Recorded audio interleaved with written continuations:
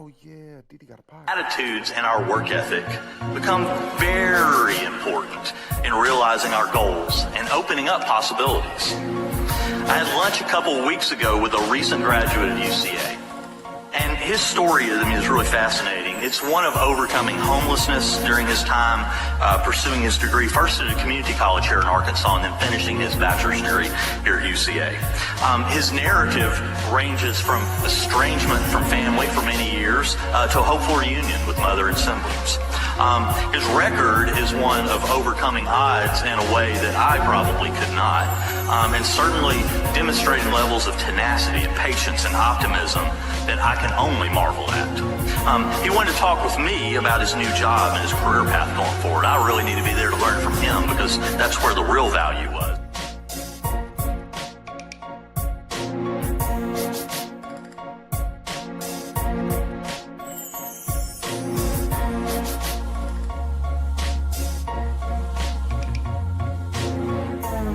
Everything I say in this video is alleged. Allegedly.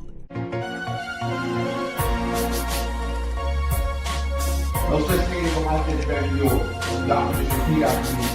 I really appreciate it. Alright. No such thing.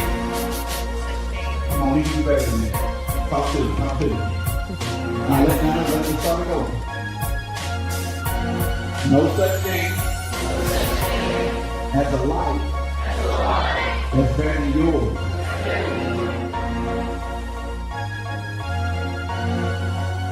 You're worse than the rich white people or the rich white Jews that own these record labels because they don't even understand these populations. You have a lot closer relationship to these people and you're leading them to hellfire. You are leading them in the wrong direction in the name of getting rich and famous. How dare you?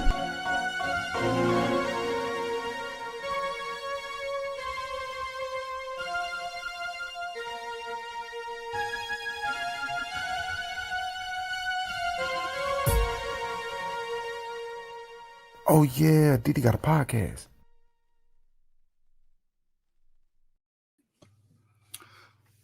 Happy Monday, everybody. Happy Monday. Happy Monday. I am so excited for today's live. And I'm not going to waste any time. So I hope you all have not joined late. For those of you that are joining late, you're going to have to just go back. We're going to hop right into this. There's a lot of information to share. As you can see on the screen, Brian's back. The most, I'm not even kidding. I've never had a guest on this channel where people have literally created and joined my Patreon to DM me, to reach me, have emailed me, DM me on Instagram. My Twitter has never been so busy ever before. Everyone is requesting to have Brian back. So much, in fact, that a lot of people don't even believe that you're real, Brian. Some people have said that you look like AI and you sound like AI. And I take that as a compliment. There's a lot of stuff to get into. Please hit the like button on your way in. Unfortunately, there's a couple of things we need to address. Brian's going to address something that was brought to our attention. And after we get that out of the way, we're going to get into some new information that we have to share with you. And by we, I mean Brian.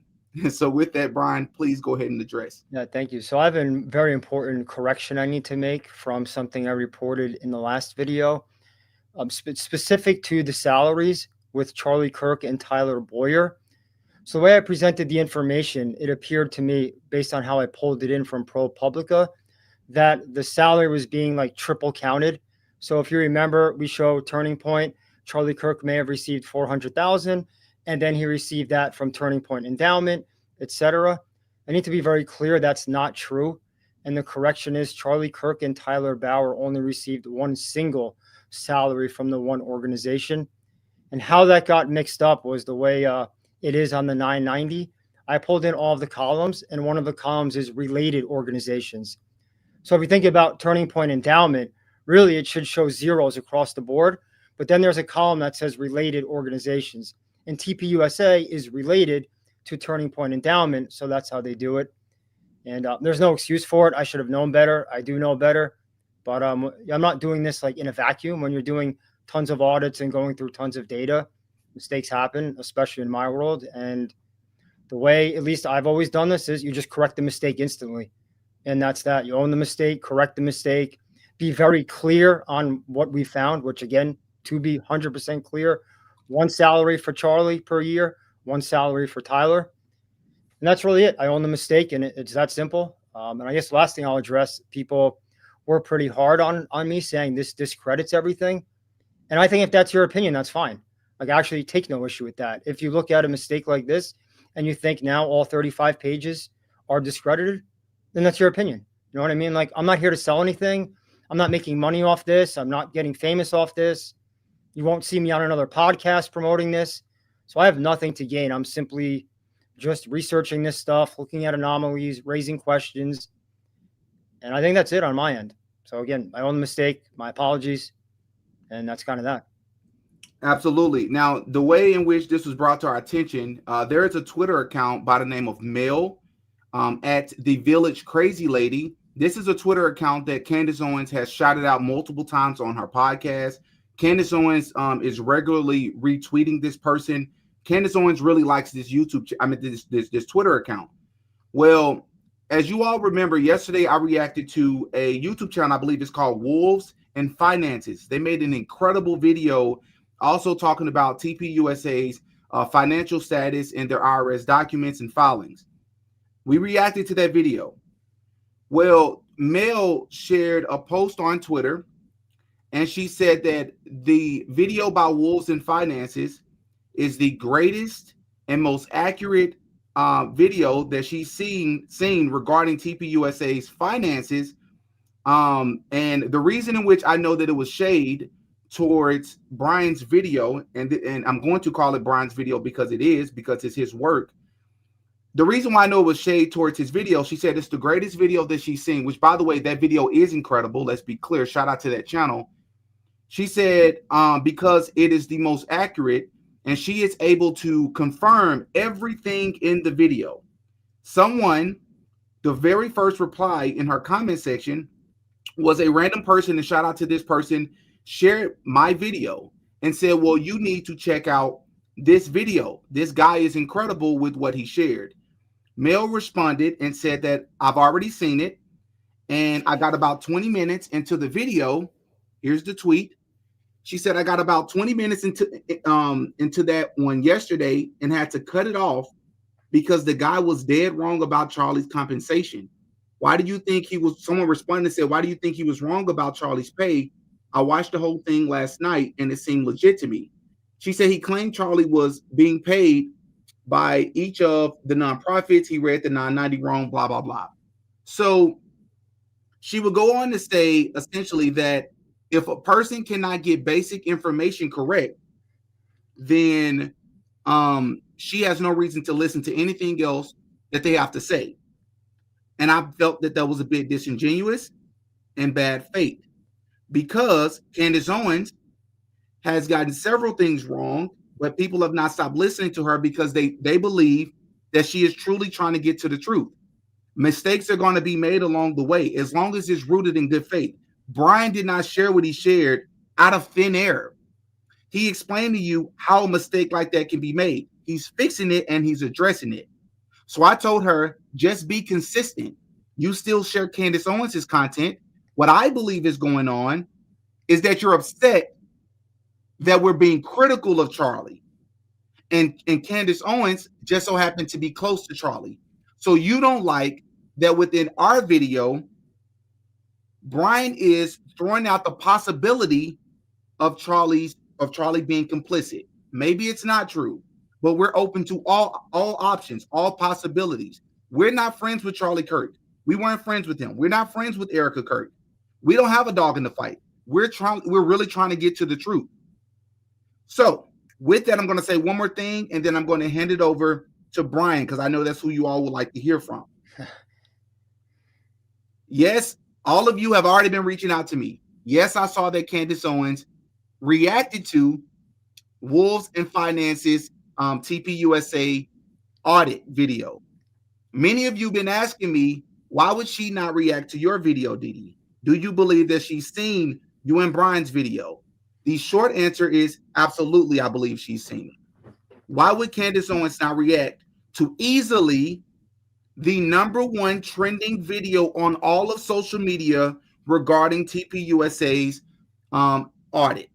It's not even close. Brian's work is phenomenal. He does not have to say it. I'll say it for him. So why would Candace Owens react to another video that is not even on YouTube anymore, that didn't even do half the views or half the impact?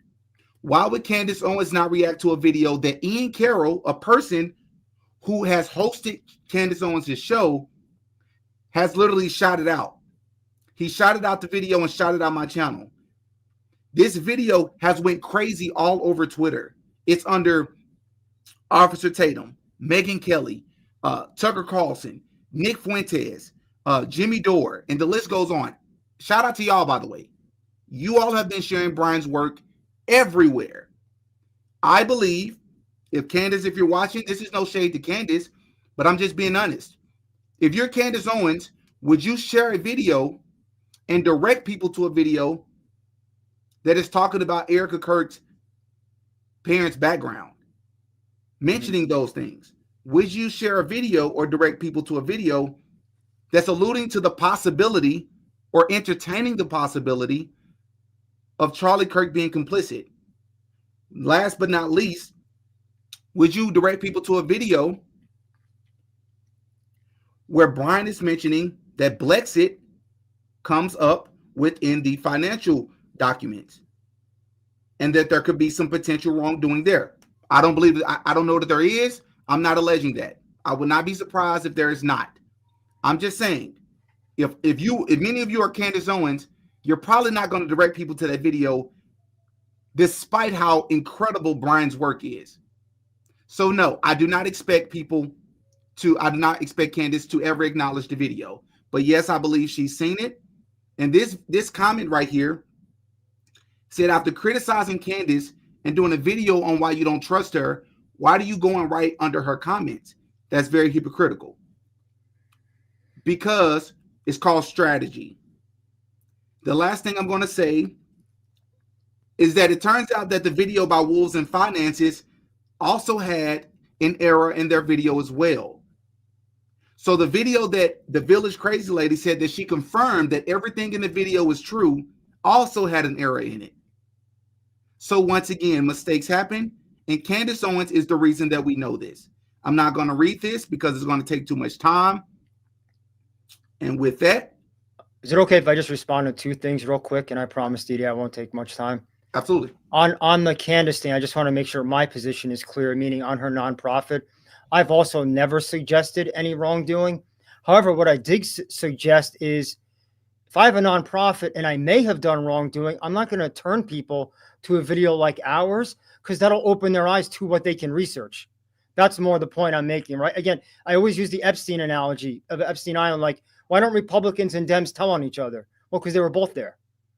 So that's all I'm saying. That doesn't mean, and that's all it is here is what I think. Her nonprofit may be amazing. I wouldn't know. I've never looked at it. That's why I'm not speculating.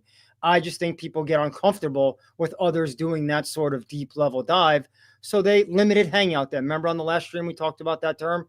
Yep. We just hold them to it. And another thing, on yesterday's video, I thought he did a good job. However, I had no idea where he got that John McGovern stuff from. Because if you remember on our stream, I talked about, I went so deep to find info on him. And what did I say? I can't find anything. Right. So it just struck me as strange. Like, wow, Ukraine. Like, I just couldn't believe it, only because I went real deep into that guy. And I admitted it turned up nothing. And then thirdly, on the salaries, I want to make clear that it's like not that big of a deal, only because most nonprofits, the top guy doesn't even get a salary. And that doesn't mean they're good. Bill Gates, for example, he's not paying himself a salary. I'm pretty sure Hillary Clinton doesn't pay her. You know what I mean? But there's so much behind the scenes that's so much worse. We don't go, well, hey, that means it's a good nonprofit now. So that's not to absolve my mistake, but it is to warn people the way this is going to go down. When you expose something like this, they find the one little thing that gets blown up. And now that means, hey, if he didn't know that, what a moron. Everything's bad. And like I said, I am fine with that. But I'm also just warning people, if you get caught up in that, you are going to be misled. I'll even use an extreme example. Let's say I give 10 items in here and 5 are wrong. What about the 5 that are right? Because they're all very damning. Of course, it'd be bad to get 5 wrong, and that's not going to happen. But the 5 that are right, like the insider trade, then we just go, well, hey, we can't look at those. That's dangerous. And that's how a lot of truths get limited hangout, like we've talked about. That's just how that happens. And this has been going on forever. That's why people like me don't like to get in front of the camera. It's not about the personal thing. It's when you're not connected, you're not going to get that benefit of the doubt. I'm not connected, so I'm going to get zero benefit of the doubt. One little I that I don't dot, and we're finished. And that's just the way it is. I mean, So it's 35 apparently- pages. There's going to be a mistake in here. I'm really sorry to warn people of that. It's just, and it's 35 pages on top of other 35 pages of audits, so that's, Right. I really hope I'm not coming across as like, defensive, but it's just, I do think it's a fair point to make. I mean, the guy yesterday made a mistake. Like, this is what happens. And that's all. So my opinion is I don't believe you're coming off as defensive. I think you're coming off as realistic. It just happens. It's a part of what comes with it. Half the people, there's a reason why you were the first person. Let's be clear. You're the one that broke this, not broke the idea of looking into or auditing them, but the granularity and the level of detail that you went into. You were the first one. And I think there's a reason for that, because a lot of people just haven't done it. Some people are lazy. A lot of us don't know how to link a lot of this stuff together. So a lot of us needed someone like you to come forward with this. But the last thing I want to say before we get into the new information today, congrats on your shout out on InfoWars today. I didn't know I got a shout out on InfoWars today. How do you feel about that, Brian? that scares me. Is how Right. for you, that's great. Right. You're a creator. I'm not a creator. So that puts fear in me. I'm not Yeah. looking to be known. I'm not. So we have a weird relationship here. What's good for you is not like good for me. Yeah. I have a day job. I have a career. I have, so Yeah. well, I said I have nothing to gain by this. So I'm putting myself out there, which is really shows I'm taking a risk for, whether I'm wrong, right? Like there's just a lot to lose when you're me, but it is what it is. The truth is the truth. And if I have to lose it, it's going to suck, but whatever. Absolutely. Hey, as a reminder, everybody, please hit the like button. And with that, I'm going to go ahead and transition into our first clip. And this is a clip we played many times on this channel. Brian has some different, he's going to cover this from a different angle. And I'm sure I'm not surprising anybody to say, I'm pretty sure he's going to blow your mind in this interview with his questions and his statements. Now, what I'm going to say, Brian, I didn't tell you this before. We do not say on YouTube the BLOOD word. So as best you can, if you slip up and say it, that's fine. But if you can remember, whenever you want to say the BLOOD word, just say red liquid. Are there any words I need to know just beforehand? Just so KILL is probably not the best word to be saying. And PDF file, you can use that for like adults that mess with children. PDF file is a great word. I think that comes okay. up. Thank you. But outside of that, I think you should be fine. All right, let's get it.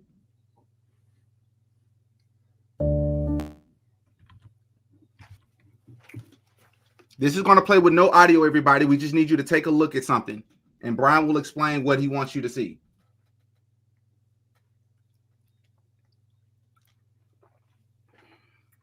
So right now, these are the three guys from the security detail that are attending to Charlie.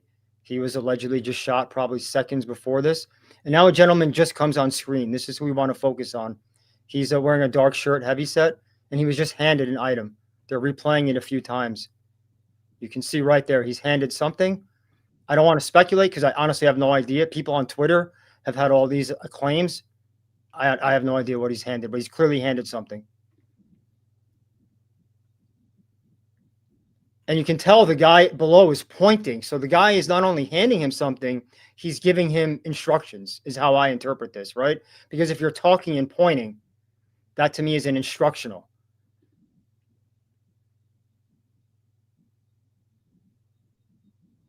Mm-hmm.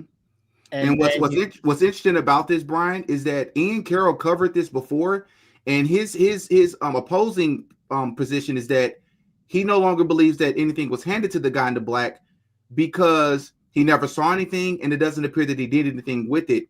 But to your point, it does appear that he's pointing, and if so, what are you pointing and sort of handing? It appears as if you're handing something off closed-handed, you know. And they're not shaking hands. So if he's not shaking his hand, what else would be going on there? I just can't think of another scenario where our hands connect. Right? Like, so I think that's fair to say something was handed. What I shouldn't do is speculate as to what. That's what a lot of people did on Twitter, and I just don't feel comfortable because I don't know how you could know. what was handed, right? In that image, there's no way to know. Right. But he's given instructions, and now we could probably end it here because he just walks off the screen. Okay. So first thing that's important, on the screen in the background, we saw something that said, why refi? Well, here's what blew my mind. That guy that was just handed that is the founder and frontman of Why Refi. And their Turning Point's #1 sponsor. He tours with Turning Point. Now, that his name was Lane Schoenberger. If we zoomed it back in, which we don't need to, anyone can do, you'll see the Why Refi logo on his shirt. If you take a snapshot of his head and compare it to his headshot from his profile, it's clearly Lane. Others on Twitter have already zoomed in, so I wasn't the first to confirm that's him. And just the first question I ask is, why would a Turning Point sponsor? The second after Charlie Kirk is SHOT, he Pow jumps. pow. I don't say pow pow. The second after he's hit, let's just keep it simple. That guy is in a crime scene. The sponsor, the guy who's the sponsor would be there and being handed something. He's intermingling with security. Just that alone, before we get into any subsequent detail, I feel like just that should raise flags. Like, how does that guy get behind there? How does he get talking to them? What is he, being handed something? He runs off. Since then, he's been on a speaking tour with Turning Point. No one's asked him this. He hasn't addressed this. He's done no interview explaining this. I feel like that's very problematic. So before we even continue into who his company is, what's kind of just your stance just on this part so far? It never dawned on me. Every single time I've looked at that video image that video clip that we just played, I just assumed that everybody back there was a part of the security detail. I didn't figure that any of them were part of any sort of sponsors. And I was always focused on the fact of two things. Why are all of them wearing sunglasses? Why do none of them come up with red liquids on their hands?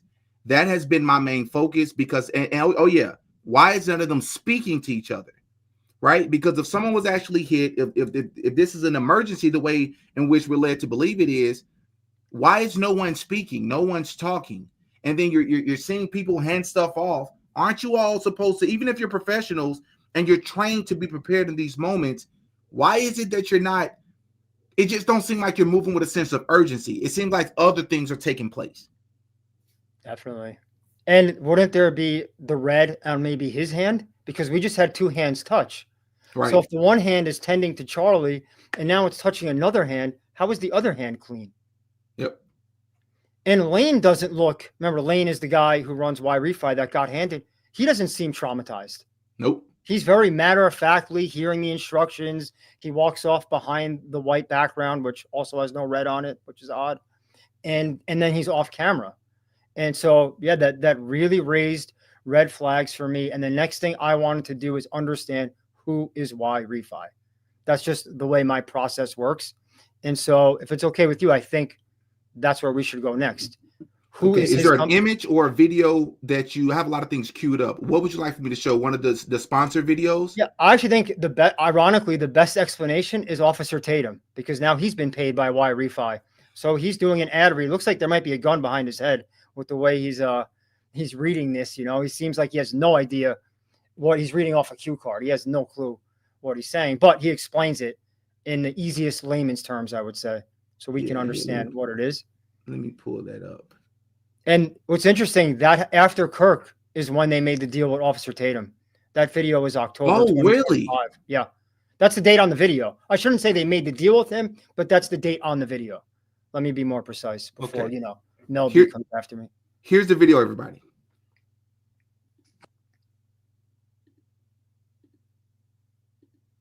Okay, let me refresh it. Hi, folks. I'd like to tell you about Why Refi. Did you know that as an accredited investor, when you invest in Why Refi, your interest rate is fixed? And did you know that you can invest from 1 to 5 years and you can spread your investment over those terms to best suit your needs? And you have the freedom to take your monthly interest income or reinvest it, whatever you choose. When you invest in Why Refi, your interest is calculated daily, you're paid monthly, and should you need your money back early, there is a liquidity feature. Would you like more information? All you have to do is call 877-80-INVEST That's 877-80-INVEST, or log on to investwhyrefi.com. That's investwhyrefi.com for complete details. And make sure you review the private placement memorandum and scan this QR code to view the disclosure at your leisure. YRefi, investing in America's future. Do you like the background music? It's like the drug commercials, when they tell you, take this drug, and then we're going to read the 100 side effects that are going to kill you. Right. That's what, so too good to be true. Wouldn't that be your first reaction? Yes. Like, wow, I'm just giving some money to this company I've never heard of, and I get these guaranteed 10% interest rates. He left out a lot. And so that's, unless you have a question, that's what we'll get into. But well, I was just going to say, for people who are watching that don't fully understand, so YRefi is what in layman's terms? What in layman's terms? So it is a innovative student loan refinancing company. And what, to be clear, it targets student borrowers in the private loan area. So if you think about student loans, you can get two types of loans. You can get, I believe it's called FAFSA, which would be public, like a government loan, or private through a bank. Mm-hmm. Already what caught my attention, the private is like 7% of loans. So this massive business that's pumping out millions of dollars is in a tiny, tiny niche market, private student loans. And then it's even more niche. It's only defaulted borrowers. So if you're about to default, meaning you can't pay anymore, then you come to YRefi. So think of the sliver of people that is already on just on the business model surface. Right. Does that make sense so far? Yes. Got it. So private borrowers about to default only. That's the clientele. Then secondary is what Officer Tatum talked about here. Then there's an investor clientele. So if you're not one of these student loan guys that's about to default, you can invest in the company. I believe it's $50,000 or more, and then you start getting those interest rates that Officer Tatum talked about. When you read the fine print, of course, it's not guaranteed, which he left out. So, if they have a problem, if something goes wrong, you're not guaranteed that rate that's in all these advertisements. And so, excuse me. And so just that really makes you skeptical. How could this be a business model? Think if your clients are people that have defaulted, isn't there a high likelihood they're going to default again? Exactly. I just don't understand. Like, we're bringing on borrowers who just couldn't pay their loan, and now they're going to pay us a loan. What are the odds of that? I would have to think at least half of them default again. I know that's arbitrary, but if you just think about basic defaults, there's, and so then how would the investor get their money back? If the pool of money is coming from that and from service fees, right? From interest to the loan, and now you're having high defaults. Well, how do you pay off the guy that gave you $1 million or that gave you, 500? Wouldn't it be hard? Right. The math doesn't math. I've done spreadsheets. It is impossible to line up the math. Oh, and then they have a very nice office we could show in Phoenix, which is an expensive area. Millions and millions of dollars they pay in marketing. Officer Tatum, I'm sure, got paid for that. We can show Larry Elder, Charlie Kirk, Newsmax, Fox News, WNBA players. I mean, I can go actors, like the highest of the high they're paying to do these ads. And now the math really starts to compound, right, in terms of expenses. They have employees who get benefits. I looked at their job postings, $95,000 for like a mid-level job with full benefits and everything. How would they be able to support that? Yeah, it says here, how do you pronounce it again? Well, they pronounce it YRefi. I'm guessing because refinance is where they get the YRefi has or will pay Larry Elder, who I'm pretty sure this is the guy that just bought TikTok. Oh, that's Larry Ellison. Okay, so Larry Elder is someone else of Oracle. So Larry Elder is a black guy, probably, if I had to guess, in his 60s, Republican. He ran against Newsom a few years ago and became very famous from that when they were trying to oust Gavin Newsom. Yeah, I know who that is. Yeah. Okay, he's big on radio shows. Like, he's a pretty big personality, I would say. Okay, so he's being paid in cash $100,000 talent fee monthly for marketing services, including communicating to the public about the company through nationwide TV, radio, internet advertisement, and public appearances. Yep. And he also has equity in the company, which they had to disclose at the bottom. They say Larry Elder has securities in the company. And at that next one, Didi, if you can just go back up, because it's worth mentioning, because it relates to Charlie Kirk Right in here. the middle there. As of this advertisement, Larry Elder, and now they had to put Turning Point. This used to say Charlie Kirk, but because he's no longer with us, they changed that and they put Turning Point. So Charlie Kirk was getting $12,500 a month from Y-Refi plus equity in the company. So Turning Point USA or Charlie Kirk previously was receiving $12,500 from a company that is assisting individual students who took out private student loans, but specifically the ones that are on the verge of defaulting. Yeah, and then Y-Refi allegedly gets them a better rate. You know what I mean? So Y-Refi would call the bank, they would negotiate the bank and say, hey, you have 100K left, let's do 60K. Okay, we got 60K, they come back to the client, which would be you. Hey, we got you down to 60. Instead of 8%, I'm giving you now 5% and start paying me next month. And it's just a refinancing of the loan. So now ask yourself, where would Y-Refi get the money to pay off the loan? Don't they have to? Because the bank needs to be made whole. You get what I'm saying? If there's a balance of 100,000 on a student loan, Y-Refi would have to give the bank the 100, or whatever they, negotiate, unless they're taking a loan against the bank, which I don't know, but it just, the numbers start to get very big when you're doing this, Right. And now I'm going to show, let me get these over here so that I can show them the videos of Charlie Kirk visiting Y-Refi that you sent over to me. So this would be, I think this is the $100 billion of this type of debt, right? In the defaulted, about 45 billion, 45 to 50. Got it. Okay. So if somebody has private student loan debt and they're making casual payments, they're not a candidate. So we get people all the time, they're hanging on by their fingernails. But they're not defaulted yet. You still could take them. If they're early stages of delinquency or late stages of delinquency, people will come with us. And so we run a full analysis so we know right away where they stand. Once we know where they stand, we structure every single deal is different for every borrower. What's the latest we've taken someone right before a week before court? Oh yeah, we regularly will have people have summonses. Because their only outcome is garnishment of wages, judgment and garnishment. That's the outcome. So if we can get to them before they get to that. Destroy these people. It destroys their lives for many, many years to come. They got out of school, they fell behind, and then never had a chance. They had bad credit. To a week before court? Is that what I heard? And again, it's the highest of high risk. That's why it just seems like if I'm an investor, why would I invest in this? I'd be better off in a high risk stock, wouldn't I? Right. Like, I just don't understand why this would be the thing that I go, no, I'm going to take a chance on. And the thing that was so interesting to me, or the most interesting to me about this, is that Charlie Kirk wasn't even for student loan forgiveness, but he's investing in a company that's helping. It just seemed odd to me. Bit of like cognitive. So you for that? And, no. Let me give you the reason why. Oh, yeah. Just one other thing, because it's interesting when I started searching their Twitters to look about how they speak about private loans. Mm-hmm. And you have Tyler Boyer, and I'm quoting, "We need to reprivatize all student loans." Wonder why he would say that. Right? And then we have Charlie Kirk, and this is direct quote, "Absolutely not for student loan forgiveness." Uh-oh.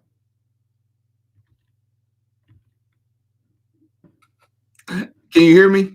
Yeah, I got worried I was by myself. That was crazy. Okay, sorry. Go ahead. I couldn't handle the pressure of solo. So I don't know if you heard, but I read the Tyler Boyer tweet where he said we had to reprivatize student loans. Yeah. I find very interesting because he doesn't really have a background in this, and somehow he knows we need to reprivatize. And by reprivatizing, who does that support? Y-Refi, right? Charlie Kirk then says, direct quote, "Absolutely not for student loan forgiveness." Oh, there you go. Yeah, that was my shut down the Department of Ed and reprivatize all student loans. It's possible this is unrelated, but it sure feels like if I have some connection with what, and I was told this, but I haven't seen proof that Y-Refi is the biggest sponsor of Turning Point. you would kind of make sure your statements align with some of their initiatives, wouldn't you? Right. I would think so, because back to don't bite the hand that feeds me. And by the way, I want to get a receipt on this. The number I've been told of how much Y-Refi gives to Turning Point would blow your mind. It would make them probably bigger than any donor. The biggest? I think bigger than any donor. We've seen, listen, in your audit video, we saw some big numbers, man. Bigger. But again, I haven't seen it. That's why I'm not comfortable saying it. I was only told it. So I will not say it on the air. This is not, I'm not trying to like annoy people or anything like, hey, why won't he give it? But that's why. I'm just uncomfortable putting numbers out there that I haven't seen a receipt for yet. But based on the actions, it doesn't seem hard to believe, you know, that they're pumping. I mean, look how much money they've been pumping to everyone else. Larry Elder, $100,000 a month. Think how huge that is just to read ads. Right. And So- here's the clip of Charlie saying that he is against student loan forgiveness. Forgiveness? Are you for that? No, absolutely not. No. Let me give you the reason why. Number one, I didn't go to college and I've succeeded. So why should my taxpayer dollars pay for somebody else's mistakes? Number two, let's look at all the amazing people that are plumbers, electricians, welders, police officers that didn't go to college. So they have to pay more taxes to go pay for somebody that did go to college. That's morally indefensible. And then finally, what about the kids that were student athletes, work second jobs, got scholarships, got good grades to try to limit their student loan burden? What about kids that went to different schools to try to graduate with less debt? Are we punishing their good decisions? So no, for those reasons, I'm against student loan forgiveness. Mm-hmm. And this is something he talked about a lot on his college tours. It could be unrelated. We're only speculating, but it's not wrong to try and connect some dots and say, huh, that's kind of coincidental that him and Tyler align with Y-Refi, with, you know, some of their missions, right? Mm-hmm. So another thing we should talk about is there was a Reddit account that used Y-Refi. And I found their post very interesting because what they said happened was they got screwed. So Y-Refi, like I said, negotiates the loan balance with the bank. And Y-Refi told them that they had a higher balance left. And he knew that because he called the bank and he asked, hey, what did end up, you know, on the renegotiation? And he was told a much lower amount. So they just skimmed the difference, is what this guy is claiming. Right. It says here, so they are offering a loan for $31,000 and just taking the $17,200 as a hidden fee. Pretty sure this practice is illegal in most of, if not all states. It is probably also risky for them because a court wouldn't favor them if sued by a debtor. Also had no idea this is how they did things. Wow. And it's misleading. The videos we saw of the guys explaining it, because when I went down more through this thread, it took him months just to get the process going here. He had to pay payments into an escrow. So before anything was negotiated, Y-Refi was claiming, hey, it's taken months to negotiate with the bank, which generally it doesn't. He had to make monthly payments and it was held in an escrow. And it was like some arbitrary amount, right? Because if they didn't know what the new balance was, how could they calculate the payment? So they just said, make this payment into escrow, which he was doing. And then come to find out, he probably would have been better negotiating it on his own without them, right? Just call the bank and say, hey, I can't pay this. What do you want to do? He might have gotten the same amount. So based on this, it tells you part of the business model would be not telling people what the negotiated amount was. I don't know. I don't know how else to interpret this. I mean, he's pretty clear on what he says happened to him. Yeah, that's insane. And this does make sense. That was 2 years ago, too. Yeah. And why this makes sense is because what I said earlier, the math doesn't work. How would they pay the office expense, employees expense, marketing expense? It just, you start to do the math and it just becomes tens of millions. It wouldn't add up. But even more alarming is a Massachusetts lawsuit. The state of Massachusetts started looking into Y-Refi. And in 2025, we have what I would say is pretty significant lawsuit and findings. I'm just pulling it up in case you don't have it. Yeah, so it's in February 2025. And the lawsuit is very clear. Y-Refi gets hit with false advertising and investor misrepresentation, which there's something called a Reg D filing, and that backs that up. I went and looked at what they filed for their investments, and it's true. It was misleading. And so what came out of here was, and they don't name the names of the influencers, but that influencers were just getting insane amount of money from Y-Refi. I forgot the amounts, but they're like Larry Elder type of amounts, very large amounts. So And they're getting the influencers are getting large sums of money for what? Sharing the advertising the yeah, company? for the advertising. Yeah. Okay. Which again is not illegal. The lawsuit's not saying that. It's just saying this needed to be disclosed. And that's why you then found on their website, what did it say? Larry Elder gets this exact amount, right? They didn't have that before this lawsuit. Oh, so that's why that was transparent. on there. They had, that's what the finding was. You have to now, and they don't have to disclose all of it. They only disclose 2, right? Brandon Tatum, I can't imagine is doing that for free. I hope that's fair to assume, like, just because that's not how the influencer world works. They don't just all read ads for free, especially Right. WNBA players. Sophie Cunningham, she's a pretty big name. She's reading all these ads. I don't think major TikTok influencers. So yeah, they've only disclosed the 2. All right. And so as a result of this, they had to pay a $750,000 fine. I mean, that should cut into their expenses as well, right? Sheesh. Yeah. $750K. So I don't, I wish they would have been asked at this on one of these speaking tours, because I'd like to hear their defense. Maybe there's a good defense. I don't know. This wasn't litigated that we can tell. We just have this document that I found. Right. Oh, right there, right? It starts with the media personality number 1. Remember how I said they don't say the names? And then I think somewhere it has the amounts.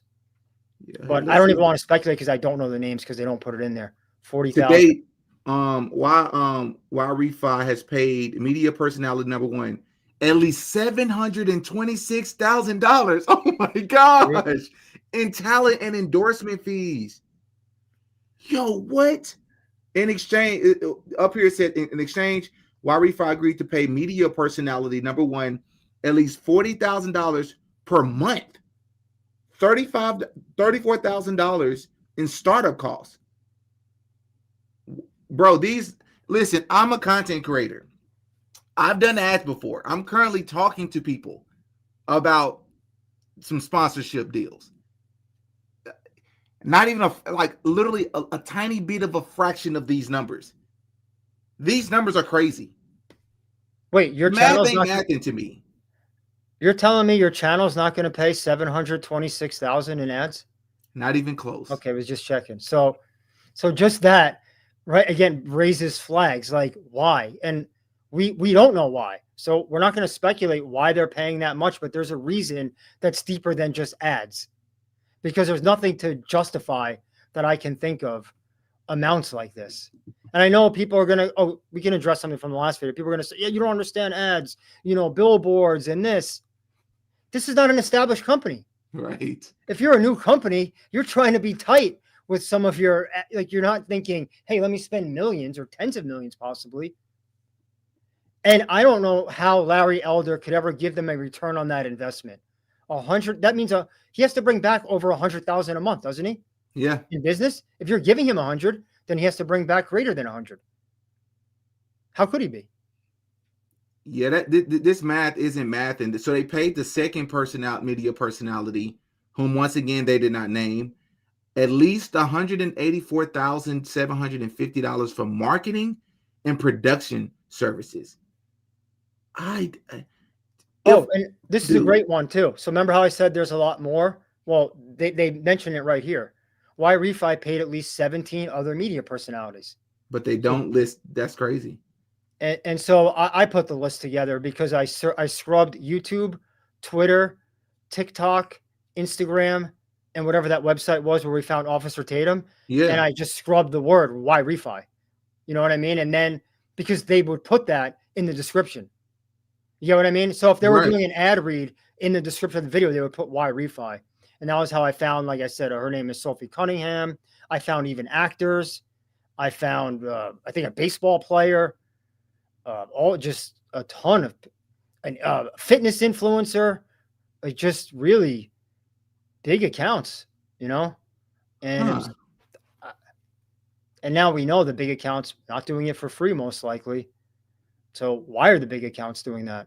Are they all connected in some way? Meaning, is there a working relationship that's a little more than just, hey, read my ad? Right. And you even said that Charlie Kirk had a promotional video as well. Would you like for me to play it? Sure. I'm pretty sure it's short. Okay. I think this one might be an ad read as opposed to before we saw him in the office. Okay, let's see here. Hi, folks. Yeah. I'd like to tell you about why refi. Let's start with the facts. Yes, it's true. Why refi investors earned fixed rates of return with options ranging from 1 year at 6.5% to 5 years at 10.25%. And it's true. Your interest is compounded daily.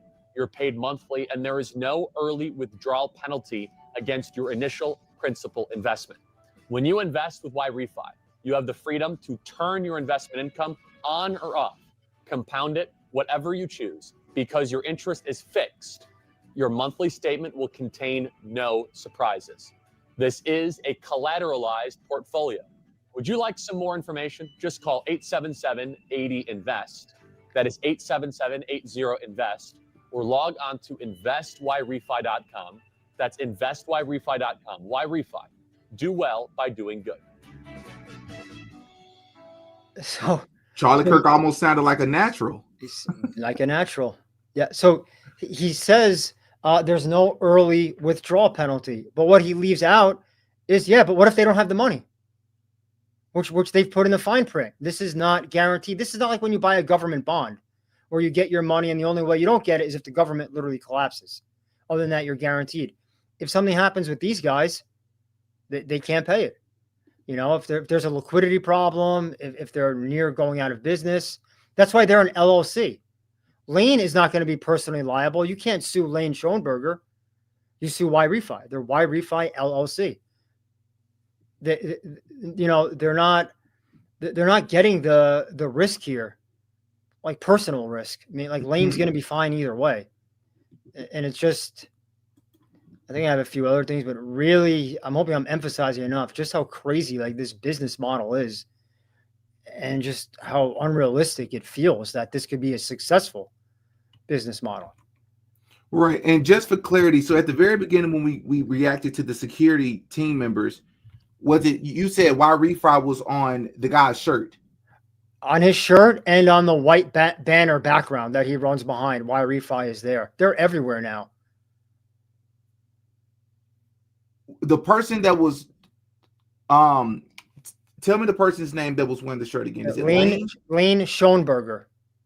And is he a member of the security detail as well, or no? No, not that I know of. No, he's Why Refi's front man. He's essentially the CEO, but he's not technically called the CEO. He might be called, I don't know, the acting president, but he's the one that does all the speaking for Why Refi. He's like the co-founder. He does the Turning Point, engagements. He was on the video when Charlie was talking, and I said, that's Lane in the background. Oh, yeah. He brings out Larry Elder. Like I said, he's the front man for this. Which is why you asked the question at the beginning, why does he have so much access back there, like the security team does? If I'm security, I'm telling him, dude, get lost. Like, we got a guy that just got hit. This is a very traumatic situation. This is a crime scene as well. Like, get out of here. I'm not thinking, hey, I better give him instructions to go walk. Like, it just feels strange in that moment that the Why Refi guy is there. Unless yes, now it changes everything for me. Now I understand what you're saying. I'm thinking you're saying it was a security member that was wearing a sponsor shirt, like sponsor. No, he's not even part of the security team, and he's behind. He has access to Charlie Kirk after he's been hit, and they're handing him something and walking off. That's Lane. I mean, like I said, everyone on Twitter zoomed in on it, so it's not just me. Like, people zoomed in on his face, as I did the same. Compare it to the profile. I guess he could always deny it, but he's also a Why Refi shirt. I mean, that looked just like him. Right. Unless he has a brother or something, or I don't know, a twin we don't know about. I don't see how you could say that's not Lane. I mean, why would a security guard be wearing a Why Refi? Like, he just doesn't. I mean, that's true. Him. I don't know. Everyone on Twitter saying that's him. I'll gladly issue a correction again if somehow he can prove it's not him, but I don't even know if this is up for debate. I've never seen anyone on Twitter get blasted for saying that was Lane. Right. I think it's just he's protected. Like, when he does his speaking tour, he's not going to take a question where they ask about this. Right. So Yeah. Okay. So we talked about that. We talked about the Reddit. I want to talk about the marketing expense, the investor money, and maybe lastly, a couple of things I think could be going on here. And I want to be very clear, because we don't know anything, all we can do is speculate. So in case this gets clipped, please include the part where I'm saying simply just my opinion based on what I'm seeing. I am not saying this is happening, but if we're trying to figure out what's happening, we are forced to speculate. So one thing that I think could be happening is if you have rich friends, this would be a great way to have like a tax shelter. So they could donate, you know, how the investor, remember we saw earlier when Brandon Tatum read, if you donate X amount, you get a percent. And maybe that money could be then used to get to Turning Point. And if I don't want my money to be seen as getting to Turning Point, well, what can I do? I can give it to YRefi, who then gives it to Turning Point. You know what I'm saying? Because remember, so slow it down for me. I'm All sorry. right, so you're saying if a donor wants to give money to Turning Point USA directly, or to a person at Turning Point USA directly, they go through YRefi? Maybe let's use an example and let's make up a company. Let's say D.D. Smith, right? Okay. Is this donor? He's already given $1 million to Turning Point, and he doesn't want to be on the radar for any more. So I invest in YRefi, who then is giving that money to Turning Point. As I said earlier, I've been told it's an insane amount of money they get as a Turning Point sponsor. So now that money, who would know, right? It's going through an intermediary. It goes to YRefi as a quote investment. Then it goes to Turning Point. A second thing that people need to understand that it accomplishes is, let's say I'm wealthy, because in that case, I am wealthy. And I know I'm not going to get the investment back because they don't have the money. That's a write-off. That's a capital loss, right? You know how investments work. I can write off my losses. So if I'm really rich, I'm always looking for losses. It reduces my taxable income, you know, on a stock sale. Now I have this. But it accomplished my goal. I got the money to Turning Point, and I'm getting to write, because I can say I lost $100K. YRefi didn't give it back to me. I lost that investment. It reduces my taxable income by $100K. It's just an accounting. Which once again would be legal. Totally legal. Everything I'm saying is 100% legal. But would be to some people unethical. 1,000% legal. This happens more than people realize. So not to go too off on a tangent, rich people in many cases care less about what they make, and it's more about the tax liability. That's why they have nonprofits. That's why they have all these situations, because by reducing that taxable income, they're getting more. It's all about the net. You know, so if I don't have to pay $1 million in capital gains tax, I just made $1 million.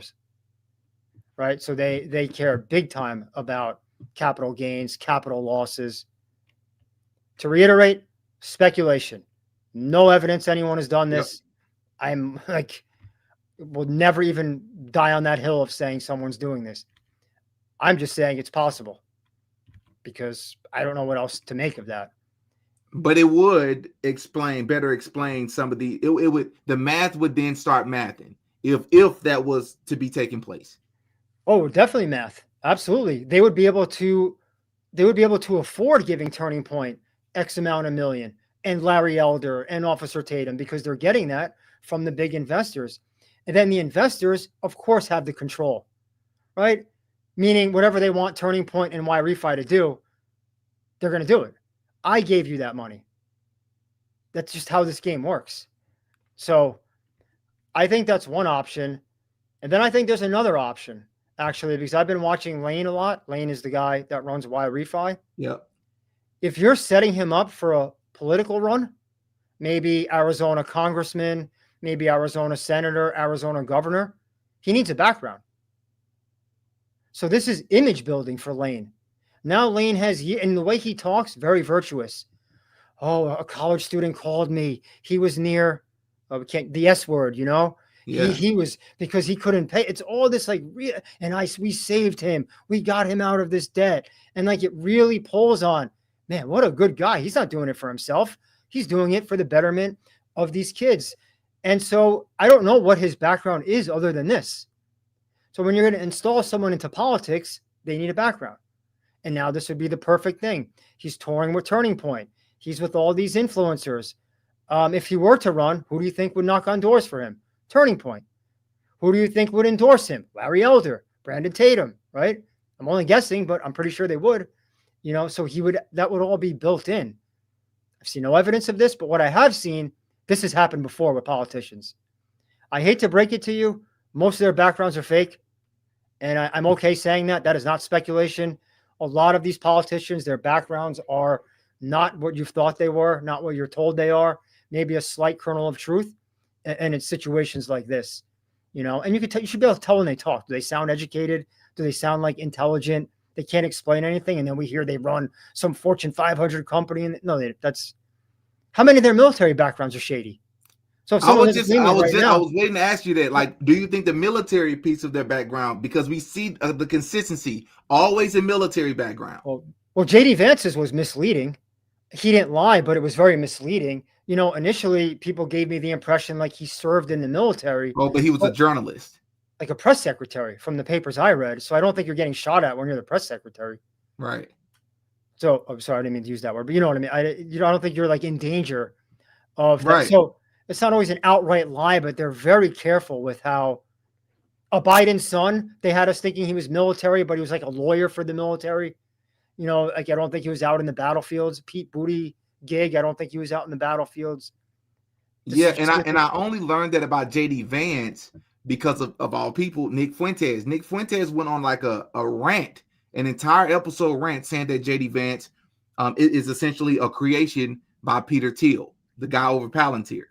So, do you know where he got that from? Because it's interesting. 2 summers ago, it got buried.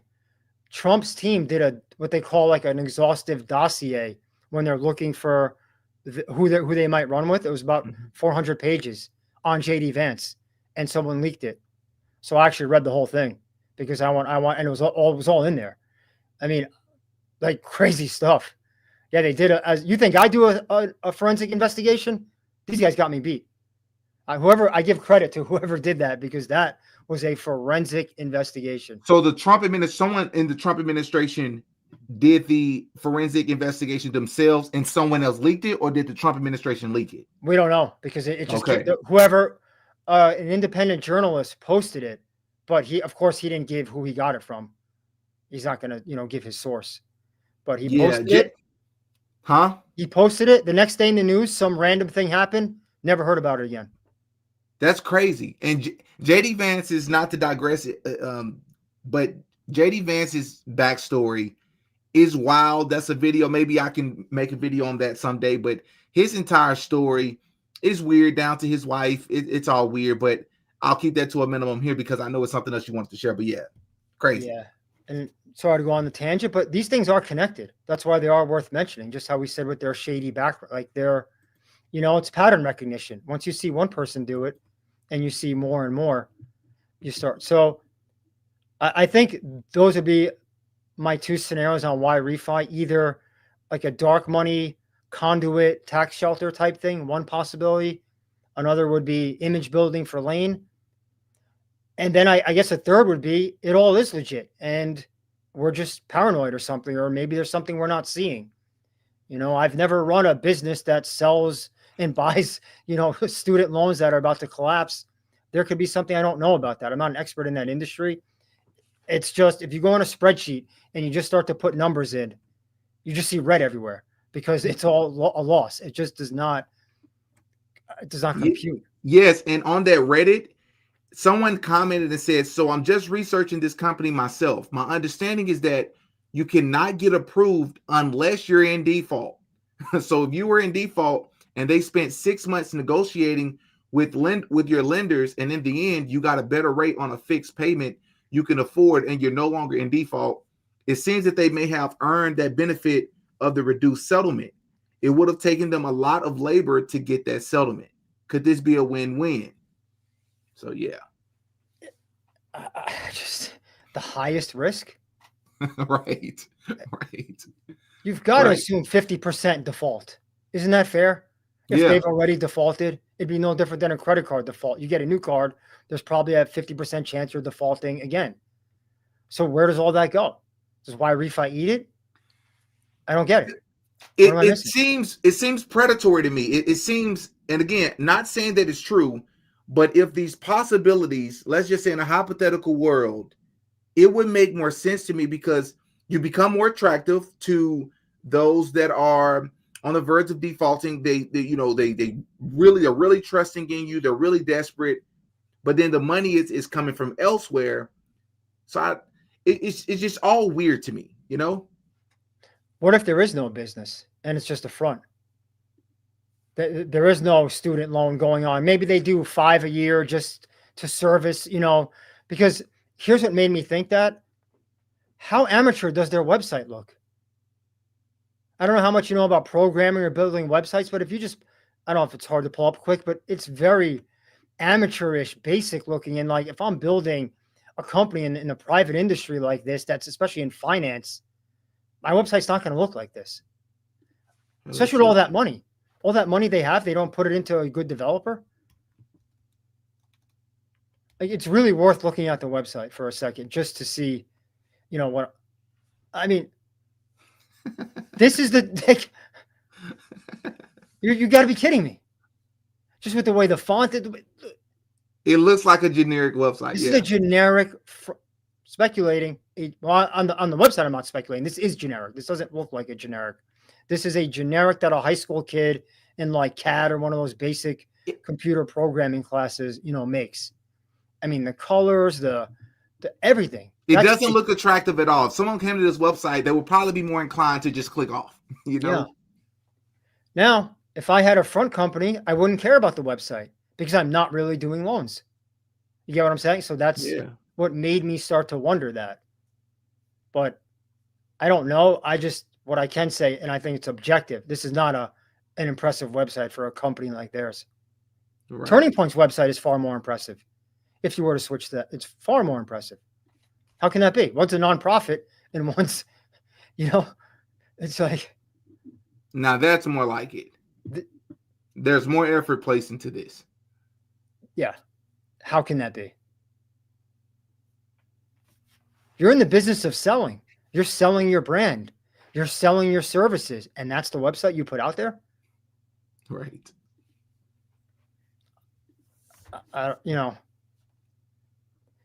So, and then last thing, this is a little down in the weeds, but I said earlier in the lawsuit, they got hit with misrepresenting investor money. Because I think in a clip, I want to be careful because now I don't remember, but Lane gives an amount of how much they've raised. And it's a humongous amount.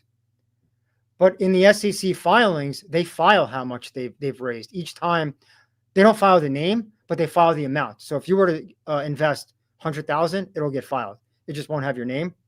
And I think the total was 7.2 million. Not the massive amount. Now, does this mean he's lying? No, because maybe it means he just didn't file them. That's why I'm always careful when I say something like this, because someone may take it as, oh, well, he's lying. No, we can only report on what's in the system. That's it. I can't, maybe his accounting person forgot to file it. Like, I have no idea. But what's in that system is like 5 or 6 filings. And again, I'm guessing it was somewhere in the neighborhood of 7 million. Let's even say it's 10 million. It wasn't the number that he said. And that's probably why that lawsuit, went after him. And that's why they said misrepresenting. And then he had to pay $750K. Because the number that he said was much higher. Yes, according to that lawsuit. Like I said, not according to me. Yeah. And I think they just went to his regulatory filings, which are called Reg D. If anyone wants to look that up, you go to the SEC, go to Reg D, put in Y refi, and you'll see the 5 or 6, however many he's filed. And I think maybe the last one was 23, maybe. I can't remember. So, and we may have covered. Did we want to cover the military angle, or did we want to save that for another video? Well, I think we can do that quick, only because I don't think we need to get into like every detail of each, but it's up to you. Let's hold off. I know I've mentioned it. People are going to be upset now, but let's hold off because I know you and I've talked behind the scenes. It's some other stuff that you need to verify that's tied to it. I just didn't know if we wanted to cover it, but I do want to say that the military background just keeps coming up so much, in fact, that I want to show you all something that is a little bit unrelated to this story, but it's very relevant. So I don't know if you all saw, but of course. So it came out that Mr. Thomas Crooks, who is the kid that was accused of pow-powing Donald Trump in Butler, Pennsylvania, you know, Tucker Carlson just came out with an entire video exposing a lot of things about him. And one of the biggest things that people are overlooking is that his family has a huge background in the military, like high-ranking members. His granddad, his I believe his father, his uncles, all of them were high members of the military. And I said, it just keeps coming up everywhere. And I'm just wondering when people are going to just stop ignoring this pattern, because you got people like Matt Walsh more focused on the fact that the kid was into transgenders and to furries. And it's like, yeah, but there's this military background and these military connections that people are ignoring. And for obvious reasons not so obvious reasons to the public, but for obvious reasons that you understand, Brian, we're going to see military connections with other people as well. Yeah, and I don't believe in guilt by association at all. I don't think that's fair. So because, let's say Mikey McCoy, for example, his family has a number of high ranking, this does, and I'm being genuine too, and I'm saying this does not mean anything on him. But I do believe in like notable by association. You know, it's notable. It's not guilty by association, but it has to be notable by association. We should not overlook it. We should make sure we understand it, and then we can think of it what we want. But the information is very relevant, and it's not relevant to guilt. It's just like literally relevant, because there's such a pattern from the 60s and probably even earlier of like, wow, Jim Morrison and Hendricks and all these guys, how is it possible? And they don't have militaries that are cadets or Marines, admirals. Go back to Jim Morrison's father from the door. He's literally like Colonel Ad. And so that's different. You know, at that level, you're getting high level security clearance, right? You're knowing all the stuff that's going on behind the scenes. You're not just out in the field. And then your son ends up a A-list actor, A-list musician, now into politics. It is something to ask. And yeah. The last thing that I want to say before we get off of here, I actually want to react to this video in real time with Brian to just get his thoughts on it. And this is a video for those of you that don't know. Charlie Kirk's the head of the security team for Turning Point USA actually just did an interview, and he said a couple of things. And I want to get Brian's thoughts on this. And I'm actually going to give Zach Costello, shout out to with AI. Zach Costello, You can create any character you want in seconds. This used to require huge. But Sean Ryan. He interviewed with Sean Ryan. Let's hop to the part where he interviewed. And I want you all to take a listen to this. Before the event, we were still working through the arrival, and so we have concerns with rooftops. We got a location that we're not keen with. We know what our responsibility is. We know what our statutory authority is. We know that we can't go up and set up our guys in sniper observer positions. It's not going to be allowed. And so we have some correspondence with the chief of the school on that day, on Monday before Charlie was killed. And why this hadn't come out and why he won't stand up like a man and admit this, I don't know. But he's watching a bunch of men lose their careers, and he's okay with it. On Monday before, this correspondence went to Chief Long. Hello, Chief Long. We received this message today from the student group. There is a student roof access pretty close to where CK will be set up at the Utah Valley.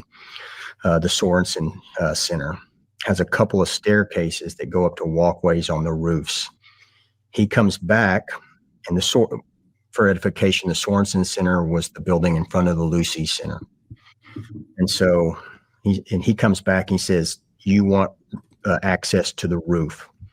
and came back and said, I was told students have access above us. If this is true, it would be nice to either have it controlled access or allow one of my guys to be there as well, if possible. He comes back and his last correspondence was, I got you covered.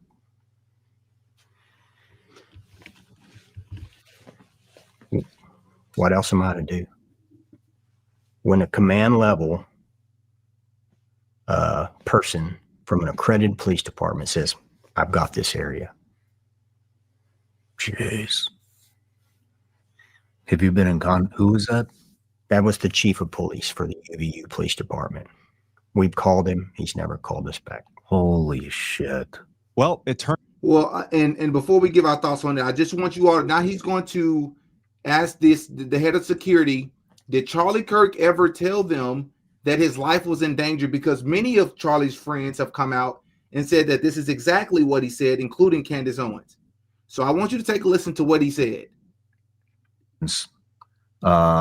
People that are in the media, come out and say Charlie had very specific concerns about Israel and that his opinions were changing about Israel and that he had expressed concerns about this to various media personalities. My question is the man that owns the company that's in charge of his security detail, and you are the head guy on his security detail, were there any concerns about that or any other organization, political party, foreign nation? Did he express any of those concerns to you? No. and Dan works for Turning Point as their security guy. And so Dan feeds down that to us, to our contracted security, which is us, for integrity. Mm-hmm. And so nothing had ever come now from Dan, from Charlie down to us about that. Now, at the same time, you got to look at the world we live in. Mm-hmm. And that's a reality. It's a reality that an organization, whether it be a hate group of any type, could want to hurt anybody, not necessarily Israel, but we look at mathematics too, and there's probabilities and possibilities, right?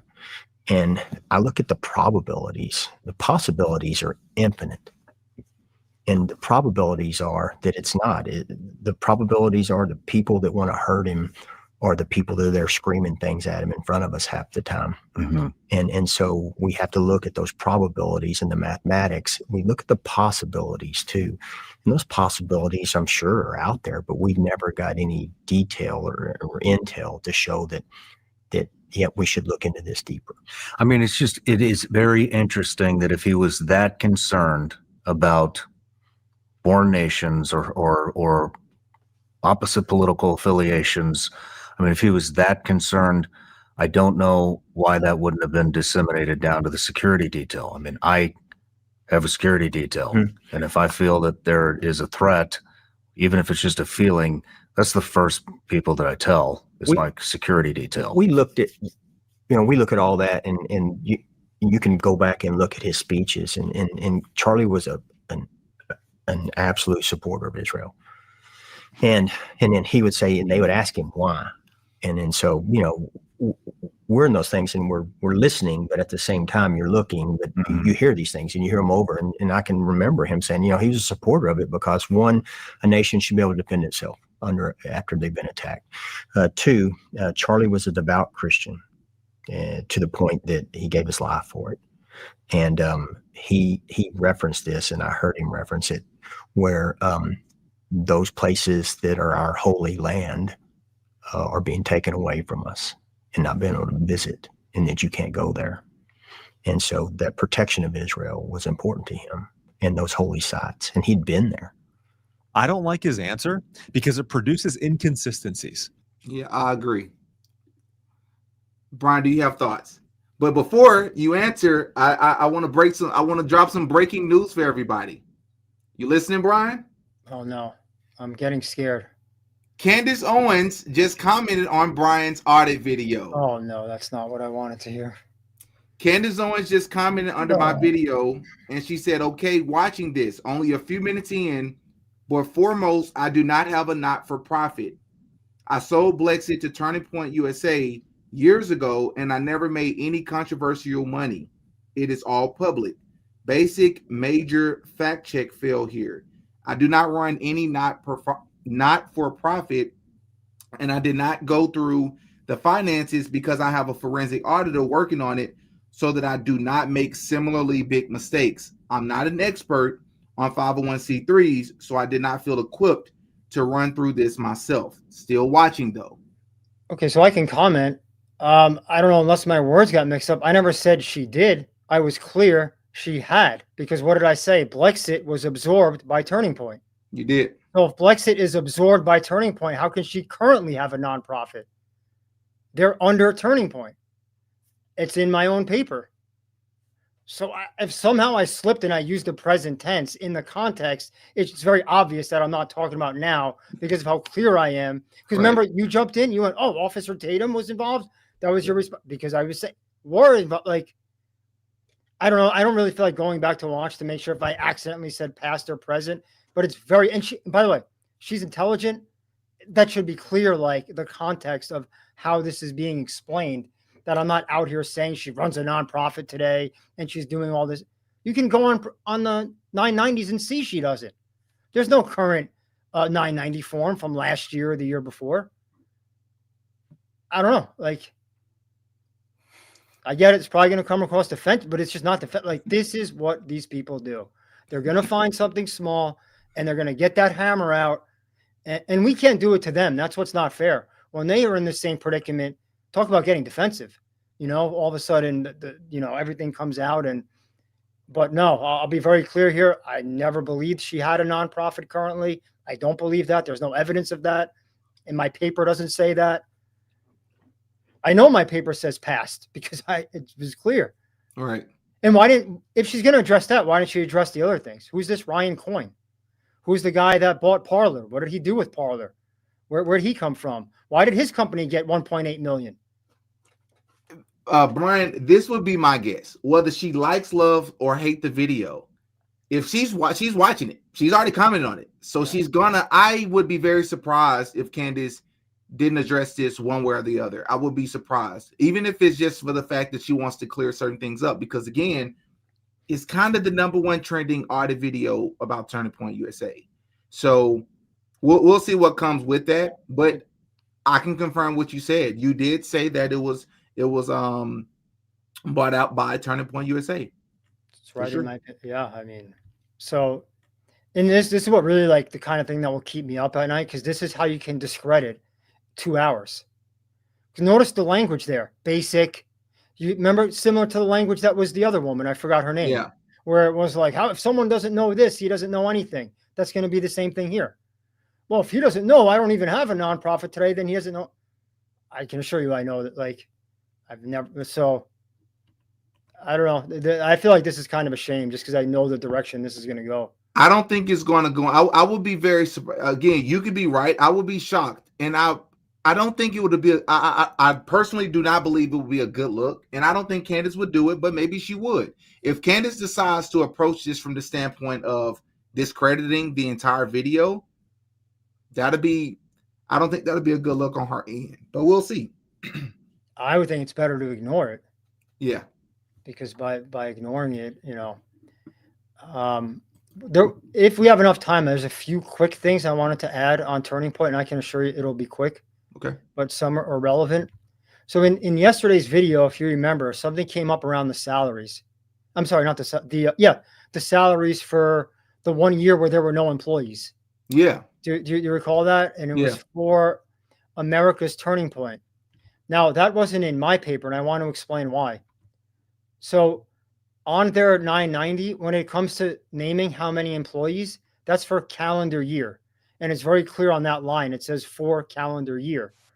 But when it comes to the expenses, it's for fiscal year.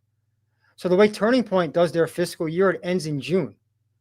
So that means there's 6 months of the new year, right? So it's quite possible they onboarded employees between January and June. And that's why it was zero, because in the 2022 year, it was zero. But now in 2023, it's not zero. So they have an expense for that. And now on next year's filing, it should show that. Does that make sense or no? Because that makes sense. That makes sense. Different. Yeah, it's fiscal year and calendar year. So that could be a possibility. So that's why I wasn't ready to say anything on that, just because what I want to see is the new filing. That would just answer that question. Right. Which leads us to that should have been done on May 15th. So America's Turning Point Endowment, and Turning Point Action all should have been filed on May 15th. And now it's November 17th. And we when have you good go reason through to believe turning that points. Charlie Kirk, go ahead. Just last point. Anyone who wants to look, if you go on ProPublica and you just look at all the past years, they were always right within that 5-day deadline, meaning May 10th, May 12th, May 15th. For all four of their organizations, they seem to always hit that. And then this year came and we only got TPUSA. We didn't get the other three. But I don't know the legality behind that, because it's possible there's a good reason. And, maybe they sent a letter to the IRS and the IRS approved it. So we shouldn't be quick to say, hey, this means, we don't know what this means because we don't have the filing. If we had the filing, we could just look at it. Right. And maybe that employees thing would be cleared up. Right. Maybe but it would without show. the filings, is no way for us to know. Yeah. But what we can think maybe why is because what did we expose about the PACs? Remember, we saw current transactions to the PACs, the Turning Point PAC, coming from, I don't remember which satellite, but it might have been Turning Point Action, or America's Turning Point. Maybe they don't want that out there. So the longer you lag, posting your filing, people wouldn't really know. The only way I knew was because the PAC disbursements are up to date. That was as of August 2025. So that's why I went there. And I looked and I said, oh, how much money is going through there? And that's where I was able to find that. So again, that's just guessing as to why they don't want that out. And maybe, who knows? Maybe they're in transition of accountants. It's hard to know. And you try to give the benefit of the doubt, but at the same time, minimally, we should get these reports. Remember, they don't even put it on their website. There's no annual report on that website that you can find. There's no impact report to say, here are the things we did this year. They don't even release the IRS filings on the website. So they want you to donate, but in return, you don't get anything to see where your money went. Yeah. Yeah. And then if you want to stick to talking about the military stuff in the next video, which is fine, I was thinking we can maybe make a bit of a plea to the audience, because this would be very helpful to kind of crowdsource some information. Okay. So when I talked about why refi today, there were things I had to leave out. And that's because I've had some people tell me things, but not show me things. And I'm just not comfortable coming on here and saying, I'll make up a number, 100 billion, why refi spent in sponsorship money, because I haven't seen the receipt. So I had to be vague on some of that stuff. So I think it'd be extremely helpful if someone works there and they're comfortable talking off the record. That's why we have a Proton mail set up. Your identity will never be revealed. I take very serious that if you tell me don't even bring it up, no one will ever hear about it. But if you want it to be brought up, obviously just keep your name out, and there's ways to talk about that. I would just like to know, what is Turning Point and why refi's relationship? What else is going on between them? Is there crossover? Are there maybe Turning Point employees, and I'm just maybe working also in why refi? Is there just a more weird synergistic relationship other than just why refi advertising? And I think an insider might have that. Or maybe they can not have that, which is helpful, right? To say, no way, I'm 100%. All it is ad money. That's it. That's great too, because I'm not out to prove anything. I'm just out to understand, man, some of these numbers and things don't add up. What is going on here? So if someone wanted to reach out, I just think that'd be extremely helpful as an insider. And now I forgot my train of thought. It was another thing I was going to ask for, but if it comes to me in the next few seconds. But okay, well, while you're pondering on that, let me just say Brian's email. If you all want to reach out and maybe you have any leads or any information, again, he'll be able to keep your identity private or anonymous. his email is currently linked in the description of this video, right? I know many of you was asking for his information, and so that is where you can find it. Yeah, thank you. And so, yeah, if you have, oh, and I thought of the last thing I was going to mention. Why Refi does a lot of those testimonials where, you know, someone will say, I worked with them. I tried reaching out to a bunch of them and I didn't hear back. So now that doesn't mean anything, but it shows that was my thought. Maybe one of them will tell me the truth off the record and say, hey, I was paid to do the test. I don't know. But no one did. So I didn't get anything there, but I was hoping to maybe get lucky there. And so if I can't get lucky there, my only last thing would be maybe if someone who works for either company, you know, would be willing to give us something. And then if not, I'm probably going to stop talking about them because there's no other information I can give out on this other than what I've shown that's public.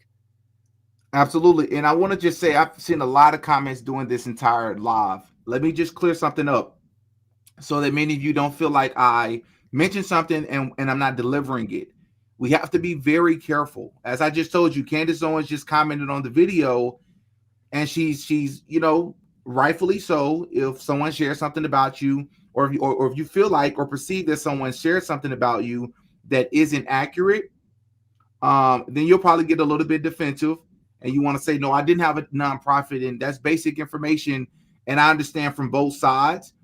But I do want to say, for those of you that are asking about the Mikey McCoy angle, we're holding off on that for now because we want to be careful with how we approach this, right? We have to confirm some things. We have to make sure we have our ducks in a row before we start saying some of these things, because there can be repercussions for mentioning or saying that someone did something, or maybe they're affiliated with something. So just be a little bit more patient with us on the Mikey McCoy angle. Yeah. And on the military side, nothing to confirm, just so people know that's right from newspapers.com.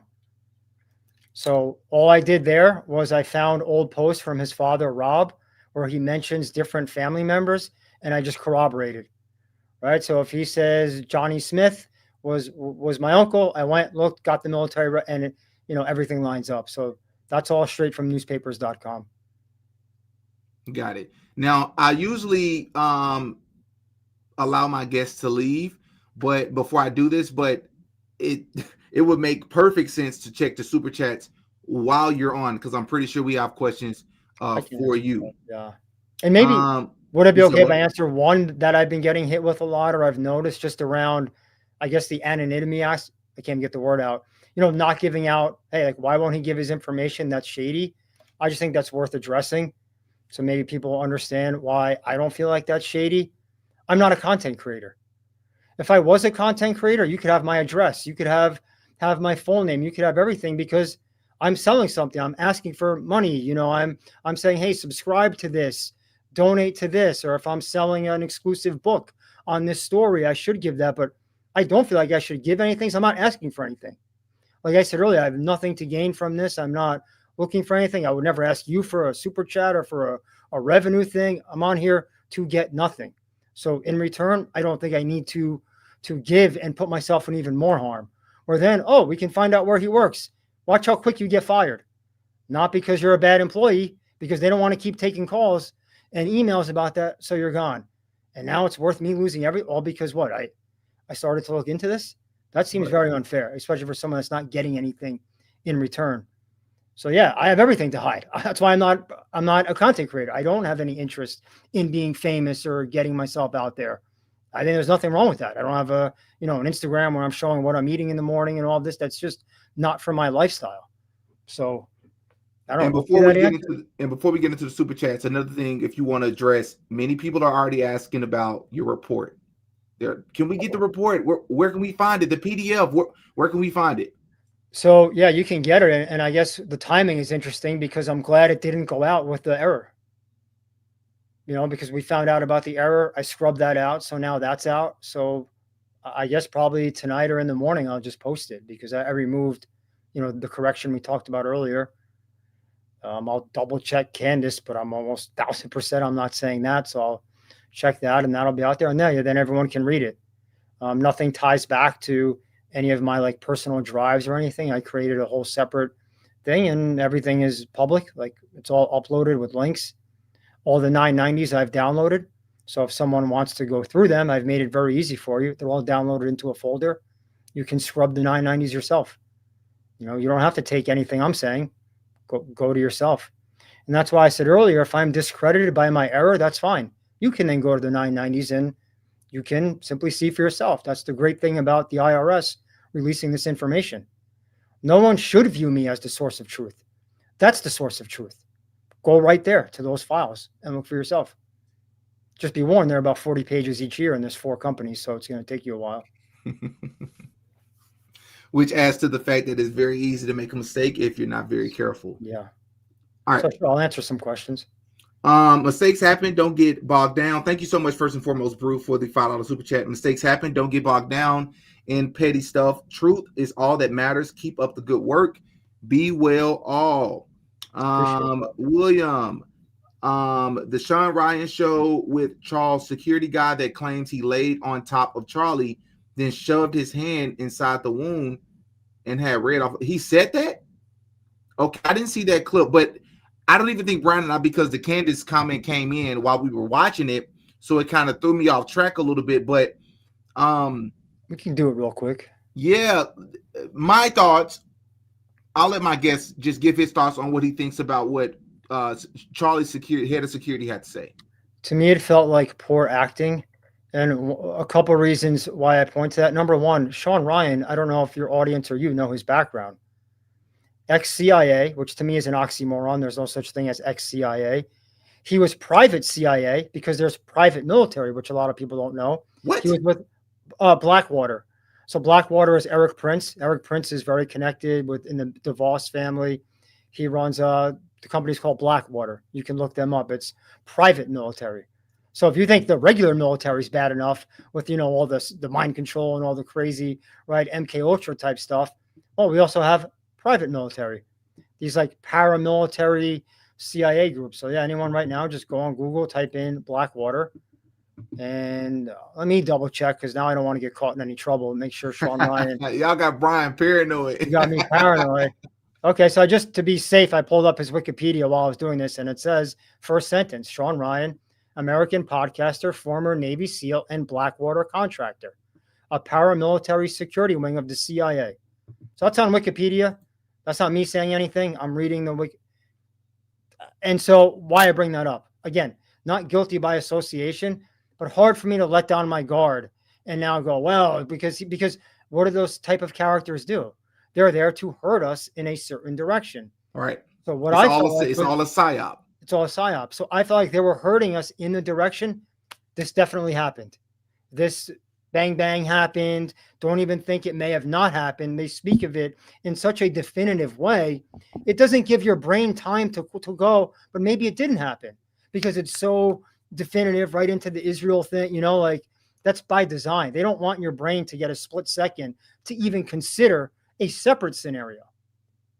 So they just hit you with, same with like what Jack Posobiec's been doing. You don't even get time to consider it might not be this guy or that. It's just boom, boom. And that's, remember what I said earlier, the CIA psychological studies? Someone commented and said they would love to see a video on that. This has all been trained. This has all been tested. So what I'm seeing here is something they've tried and true, tested, and it's effective. And that's kind of what I feel like happened there. I just felt like it was acting. Yes. Someone actually commented the name of the book that you had referenced. Oh, Weird Scenes at Laurel Canyon. Yeah, I happen to have a brain freeze. And I've read the book twice, so I should have never forgotten the title, by David McGowan. What is it called again? Weird Scenes Inside Laurel Canyon.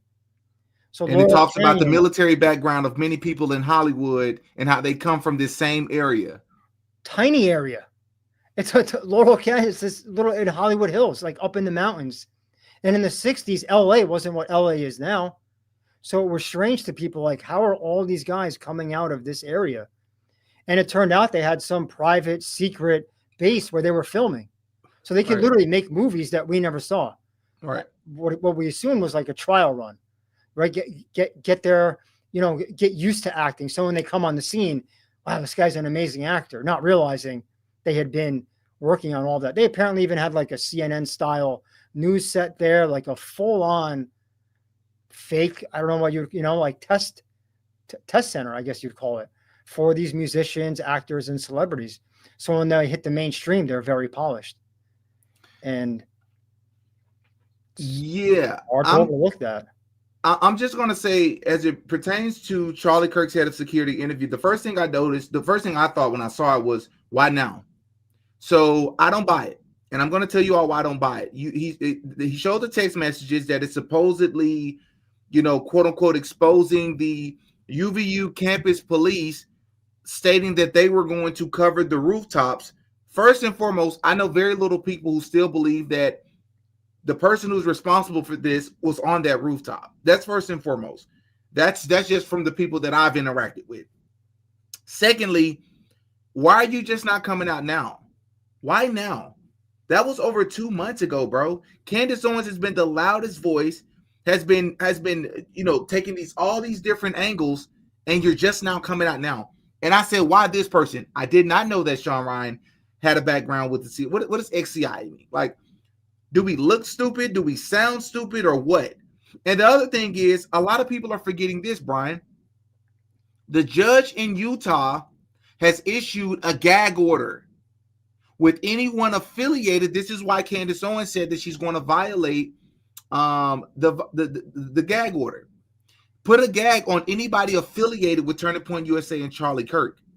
That would, if anything, definitely include his head of security. Yet he's giving this interview now. That's odd to me. It almost seems like the timing of it seems like there's something that they're wanting to combat, because maybe there's some information that's being shared that's getting closer to what may have truly happened that day, in my opinion. It's very interesting. And I thought it was weird how he used Israeli talking points, and he's a security guy. Did you catch when he said, yep, Charlie believed they have the right to defend themselves? Like, that's just such the generic kind of right talking point you would hear on like a Fox News. And I don't know, it struck me as just strange. And one of the guys, now, as a matter of fact, I want to go back to the video of the security team, because I want to see if the person that you're saying worked for the investment company, student loan forgiveness company, I want to see if he is the same one. Let's see. So the one right there, the one that looks as if he's smirking on the right, yeah, on the right. So he used to work under Bibi Netanyahu, who, for those of you that don't know, is the current prime minister of that one foreign nation that I don't name on this channel. Oh, sorry. So no, you're fine. So he was also on the security detail for Bibi Netanyahu, for those of you that don't know. So is it that far of a stretch that the head of security would also be using these talking points of that one Middle Eastern country to sort of defend them, also without actually having a more nuanced perspective and a more accurate perspective on what Charlie Kirk's perspective actually was as of September 10th, 2025, which it wasn't directly they have a right to exist. Yes, he believed that, but he also had become very critical of them. And as we infamously heard, he told Tucker Carlson in July, go Max. When he went out to speak out against Jeffrey Epstein and his Mossad connections and his problems with the Gaza war, Charlie Kirk is heard on camera, on audio, telling Tucker Carlson, go Max. Don't hold back. That's not a person who is fully for that one foreign country anymore, in my opinion. No response. Yeah, I don't. Yeah. So, is TPUSA faith found on the books, or do they go by something different? They make money as well. Not that I could find. So I think there must be absorbed under one of them. Like if you go and look up to see if they have their own, remember we called it's an EIN. That's the unique number that's tied to. Unless I missed it when I searched TPUSA faith, I didn't find one. And on their website, and I could have missed it, I didn't notice them saying, here's our number, or here's our nonprofit. So my suspicion was, and I probably should have dug more, that they're just under one of the other like maybe they're under America's Turning Point, you know, or TPUSA. But from what I saw, or they could be new. So let's say they just filed this year. Well, we're not going to get a tax return yet or anything, you know, if they only submitted something to the IRS to become a nonprofit. But are they that new? I don't know if they would be that new, right? I don't think they're a nonprofit on their own, would be my answer, because but I didn't like dig really hard. I only took a kind of a basic look and I didn't notice anything. Okay. But we'll keep an eye out because, yeah, I would like to know. I think Rob McCoy kind of runs TPUSA Faith, if I'm not mistaken. I don't know that for sure, but I feel like I've seen his name attached to that. Who? Doesn't Rob McCoy involve? Rob McCoy is the head. My understanding is that he's the head pastor. Yeah. Which, by the way, do I have this clip? Do I have the clip? I want you all to take a listen to what Rob McCoy. He's currently in Israel. I just said the name. I want you all to take a listen to what he just said. I love Israel. This is my 25th, 26th time. I've lost count. Every time I come, there's a new site that's been excavated and protected. I want to thank the nation of Israel for protecting our holy sites. I want to thank the nation of Israel for giving us the freedom to come and worship here. I stand with you. I love you. And it's an honor to be with you. And if I may have the privilege to pray for you, would you mind? Yes? No? Okay. Just say yes if you'll let me pray for you. All right. Lord, thank you for this precious audience who's gathered tonight. We thank you for those who are tuning in online. And God, we ask your great blessing upon this nation and the United States of America. And God, I ask that you would heal this land. I in the hotel watching these IDF soldiers come in off the front lines, being with their families, you can see the exhaustion in their eyes. Lord, I pray healing upon this land with the PTSD and all that the folks have experienced. Lord, I pray that this would be a season of healing. I pray, God, it'd be a season of renewal, that their hearts would be open and they would return to the God of their salvation. That, Lord, this season would bring families together. And I pray, God, your blessing upon this land and also upon the United States of America. We pray comfort upon Erica and the children, Turning Point. And Lord, for all who have suffered, we just pray your blessing upon them. We thank you for this night. And Lord, I pray respectfully in the name of my Savior, Jesus. Amen. Hold on one sec.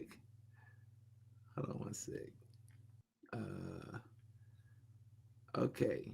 So if you notice there, he said, to the God of their choosing. You're praying to God and asking him to bless. That's a very odd thing to say. It's to the God of their choosing. And then at the very end, he said, to my Lord and Savior. He couldn't say to our Lord and Savior because he's in a nation that believes that his Lord and Savior is actually burning in hell. But that's a conversation for another day. I just found that to be interesting as well when we're talking about talking points, because he's over there. I was also told that in that conversation, he was mischaracterizing Charlie Kirk's point or position, with that foreign country or whatever. He wasn't being completely honest about where Charlie Kirk was. And it's just weird because it's been exposed. Candace is exposed. Other people have exposed. We've seen it on the internet, but yet they're still pushing these same talking points as if we don't know any better. I guess a form of gaslighting. I'm not sure if that would be like, but yeah, it is. Yeah. I kind of was hoping he would start talking about his family too. Like we said, we've got some good stuff on deck for the military. You should have, are you going to cover? So I would say, if you don't mind me answering, yes, we have the military aspect. And the secondary aspect would be if someone gives us information who works with these folks. And not just, I don't want just like something vague, because I'm not going to say it ever publicly. Like, it needs to be, if you have something, let's try and have it concrete, because if not, I'm just not comfortable saying it. That's why I'm currently not saying some of the things I've heard, because there was just no receipts to back it up. So we will be covering them. I'm just not sure right at what depth. It really depends on, but if it's okay with you for me saying for sure the military, like we said, should be covered, because that's right from newspapers. Absolutely. And so for those of you that can't see, the question is, Stacy, thank you so much for the $3 super chat. They're asking, Brian, are you going to cover the McCoys? And essentially, Brian is saying in due time, but only if he is able to get more receipts and able to verify some of the things that he's already heard. William, thank you so much for the $2 super chat. Dude lied his butt off, and Sean let him. Both CIA. Brian called it. No.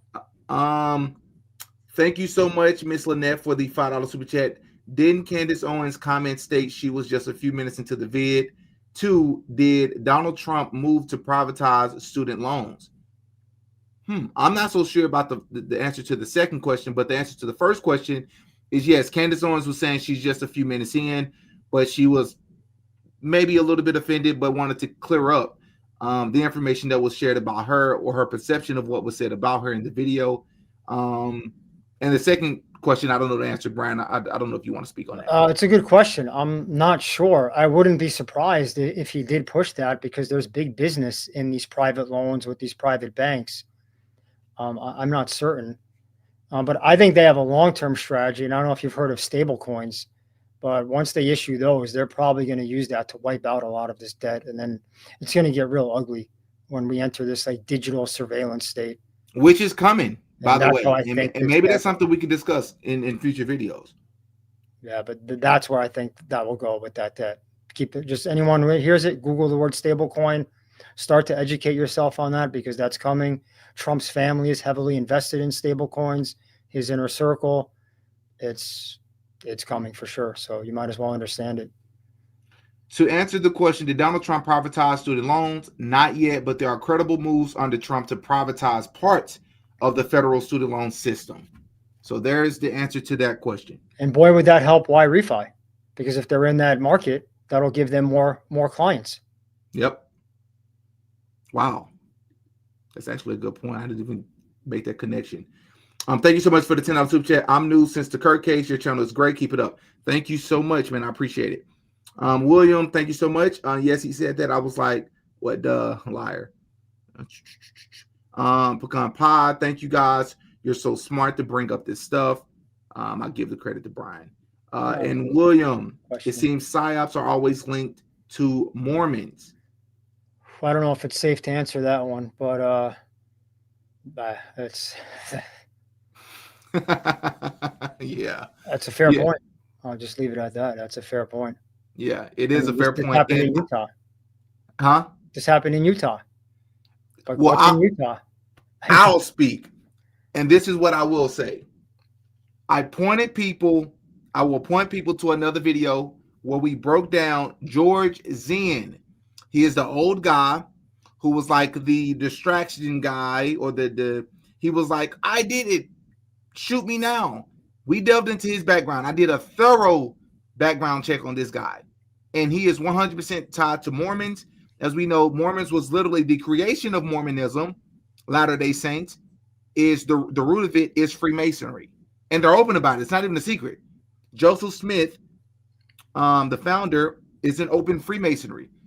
Freemason. Many of the members indulge in Freemasonry. I don't think it's a coincidence that it happened in Utah. And I've shared in multiple videos why. And also the CIA is open about they highly recruit Jesuits and Mormons because of their high level of discipline and loyalty. So keep that in mind. And then I guess you have to wonder, could some be in disguise? Yep. Right? So before we end this video, Candace just responded again. Oh, no, dude, I'm not going to be able to sleep. She said, very, very interesting stuff. Lining up with what I'm hearing too. I'll share some of this video tomorrow as well as what I know about some of the people mentioned here. Charlie really didn't know about the inner working of the finances. Tyler Boyer was the guy. He trusted him. He wouldn't have to establish a Doge if he knew the answer. Okay. So if it's okay, we probably should respond just so some things are on the record. I hope we were clear in the first one. I mean, I haven't gone back and watched it, but I think it was fair to say it appears like he probably would have known. Very fair. Is there proof? I'm pretty sure I said a million times. I've never seen proof that he knows. How would I see that proof? But he saw his name is on 990 filings. Now I understand how business works. He's not reading through all of them, But at the end of the day, if your name's on something, I don't know how else we're supposed to do that, because I don't get the same benefit of the doubt, do I? How about my mistakes? Am I going to get, but now here we have to go, well, he's doing a TV show all day and I get all that. But it just, not saying he did know, but it does seem like to make the defense, he definitely did it. It just doesn't seem unfair to consider he might have known. Yes. Right? It does not seem unfair. I agree, but Brian, just so you can sleep tonight, it sounds like she likes your video, man. Dude, I don't think so. I think she likes it. Because one thing about Candace is I think she's going to shoot it to you straight. I think she understands her influence, so I don't think she's going to punch down on people. But I think she'll tell you, like she did in the first comment, that she would. She said you're going to share it tomorrow. Yeah, well, it's okay to blast me where it's fair. So if she blasts me on the error on Kirk's salary, you're not going to hear me say that's unfair. I came out and blasted myself. All right. So yeah, but to hit down on things that are unfair, that's different, where it's like maybe a tiny little thing he misspoke. To me, that then takes away from, the one example, the Justin Strife thing was odd. Remember, that's the guy that's in the email that gets appointed to the Doge. Yes. And he has a partnership with American, whatever that name is. That's something that should be significant. That's what we don't know what's going on there, but that should be at least talked about. And there could be a great explanation. Yep. Maybe he really has. Maybe he just didn't take them off his LinkedIn. Fine, right? I don't know. That's possible. Then there you go. Then he would delete them off their LinkedIn. He hasn't worked there in a while. End of story. Like, that's why I hope people are careful. Just because we raise something doesn't mean we have the answer. Right. We're just raising it. There can be explanations for this stuff, but we don't get them. But that's true. But to be fair, Brian, once again, so that you can sleep tonight, Candace Owens is actually the queen of doing just that. She raises a lot of questions, which is why she gets a lot of backlash. In fairness to her, not even to defend her, but I'm about truth. And the truth is, the woman has in the last 2 months, man, named so many things that she has no idea where it's going to lead to. And people and people have been bashing her. You're saying that such and such. Like I debated the Turning Point USA pastor on my channel, who said that Candace Owens accused all these different people of taking out Charlie Kirk simply because she mentioned the red flag she noticed, the things that was happening behind the scenes. No, she's bringing forth interesting information that could be relevant, which is what you did, Brian. Don't beat yourself up over it. Yeah. I'm a hard critic. I should be the one nervous because Candace Owens is commenting on my video, and I don't play, like, humbly. I don't care who you are. If you are a controlled opposition, if you're this, that, and the third, and I'm able to find information on you, I'm providing it to the people. That's what people come to my people finding my channel because of Charlie Kirk, but they're gonna find that I got so much stuff on this channel, and I put myself out there, but in the name of truth, I'm willing to do it. Just like we talked about before with the stable coin, right? That would be another great thing to come on and talk about. Like, you're not just pigeonholed your content into Turning Point. Maybe we talk about the CIA psychological studies, right? You're a very open-minded channel, and that's why I told you I'm not interested in going on another channel. No offense, even if Candace Owens said we're going to fly you down to Nashville, what you did was great. I'll tell you right here on video, I would respectfully decline. And people would think that was crazy. It's not because I'm scared or anything. It's because I'm not interested in this, So I would prefer to, hey, if you want me on, I'll come on here. But that's it. If Joe Rogan calls tomorrow, I have to respectfully decline. Like, this is just, I don't know. I have no interest in like this sort of thing. So, right. Yeah. For sure. Definitely understandable. Kaylin Marie, thank you so much for the $20 super chat. Just thank you for what you do. And thank you for having Brian. Does Brian have stablecoin? Oh, no. I'm very against them, and I'll probably end up out of society because of it. I will not compromise on this. This is similar to, I guess we can't say the word on here, but you can see. Remember during the virus when you had to get the the shot. That's what this is going to be. That's what this is going to be. When you're not bought into this digital system, how are you going to put gas in your car? How are you going to pay for things? How are you going to get a paycheck? When they really move on to this digital wallet, digital ID, and stablecoin, your life is going to be hell if you're not complying. And I probably shouldn't admit this, but I'm not the guy that complies. So, I'm going to have to deal with that because I think this is the most evil thing ever to herd us into a digital surveillance state. They have no business doing this to us. Brian, I'm in the same category with you. I didn't take the shot. I faced a lot of backlash. I lost a job in the process. Sorry to hear that. Okay, whatever. I started grad school that year in August. I started grad school that year, and obviously no one knew a pandemic was happening. So when I had signed up for grad school to get my master's degree, I went into that thinking I was going to be in person. And I ended up losing. No, you're not forcing me to do anything I don't want to do. I'm not comfortable with that. I'm not comfortable with regular shots. Not even because of the needle itself. It's just I like to. I'm a control freak. I want to know what's going into my body. And you all have been caught in so many lies. You have told us so many lies, and you just expect us to just trust you and believe you. So many people lost their YouTube channels, and they were doing it for a career, making good money. Took their channels away because they were spreading quote unquote conspiracy theories and misinformation. Just to find out come 2023, 2022, 2024, they were right. Who gets to decide what's misinformation or not? I'm the same way with the digital information, Brian. I'm not compromising on that. So I would recommend that people put cash in a safe, put gold in a safe. That way you're stocked up and you will have a means to transact. Because if you don't have that, you're going to go on the digital system because you're going to have no other way. So how are you going to put gas in the car? Or if the gas station says, no, there's no more of this. Scan your QR code. The money will deduct from your digital wallet, and that's how you get gas. It sounds dystopian, but don't go by me. Go by them. They're the ones that wrote the books on this. Klaus Schwab, Eric Schmidt from Google, Peter Thiel. Go by them. You know, I just take them at their own word. This isn't something that I've pulled from, like, I don't know, some conspiracy blog. It's them. So if they change course, but I don't think so because now they're stablecoin companies. World Liberty Coin or something. There's two major stablecoin companies that are already loading up on stablecoins.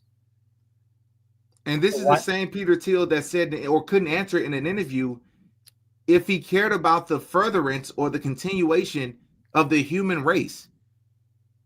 It makes me question if he's human. I'm not even joking when I say that. I'm not even joking. It makes me wonder if he's even a human being. And who talks like that? And who's his disciple?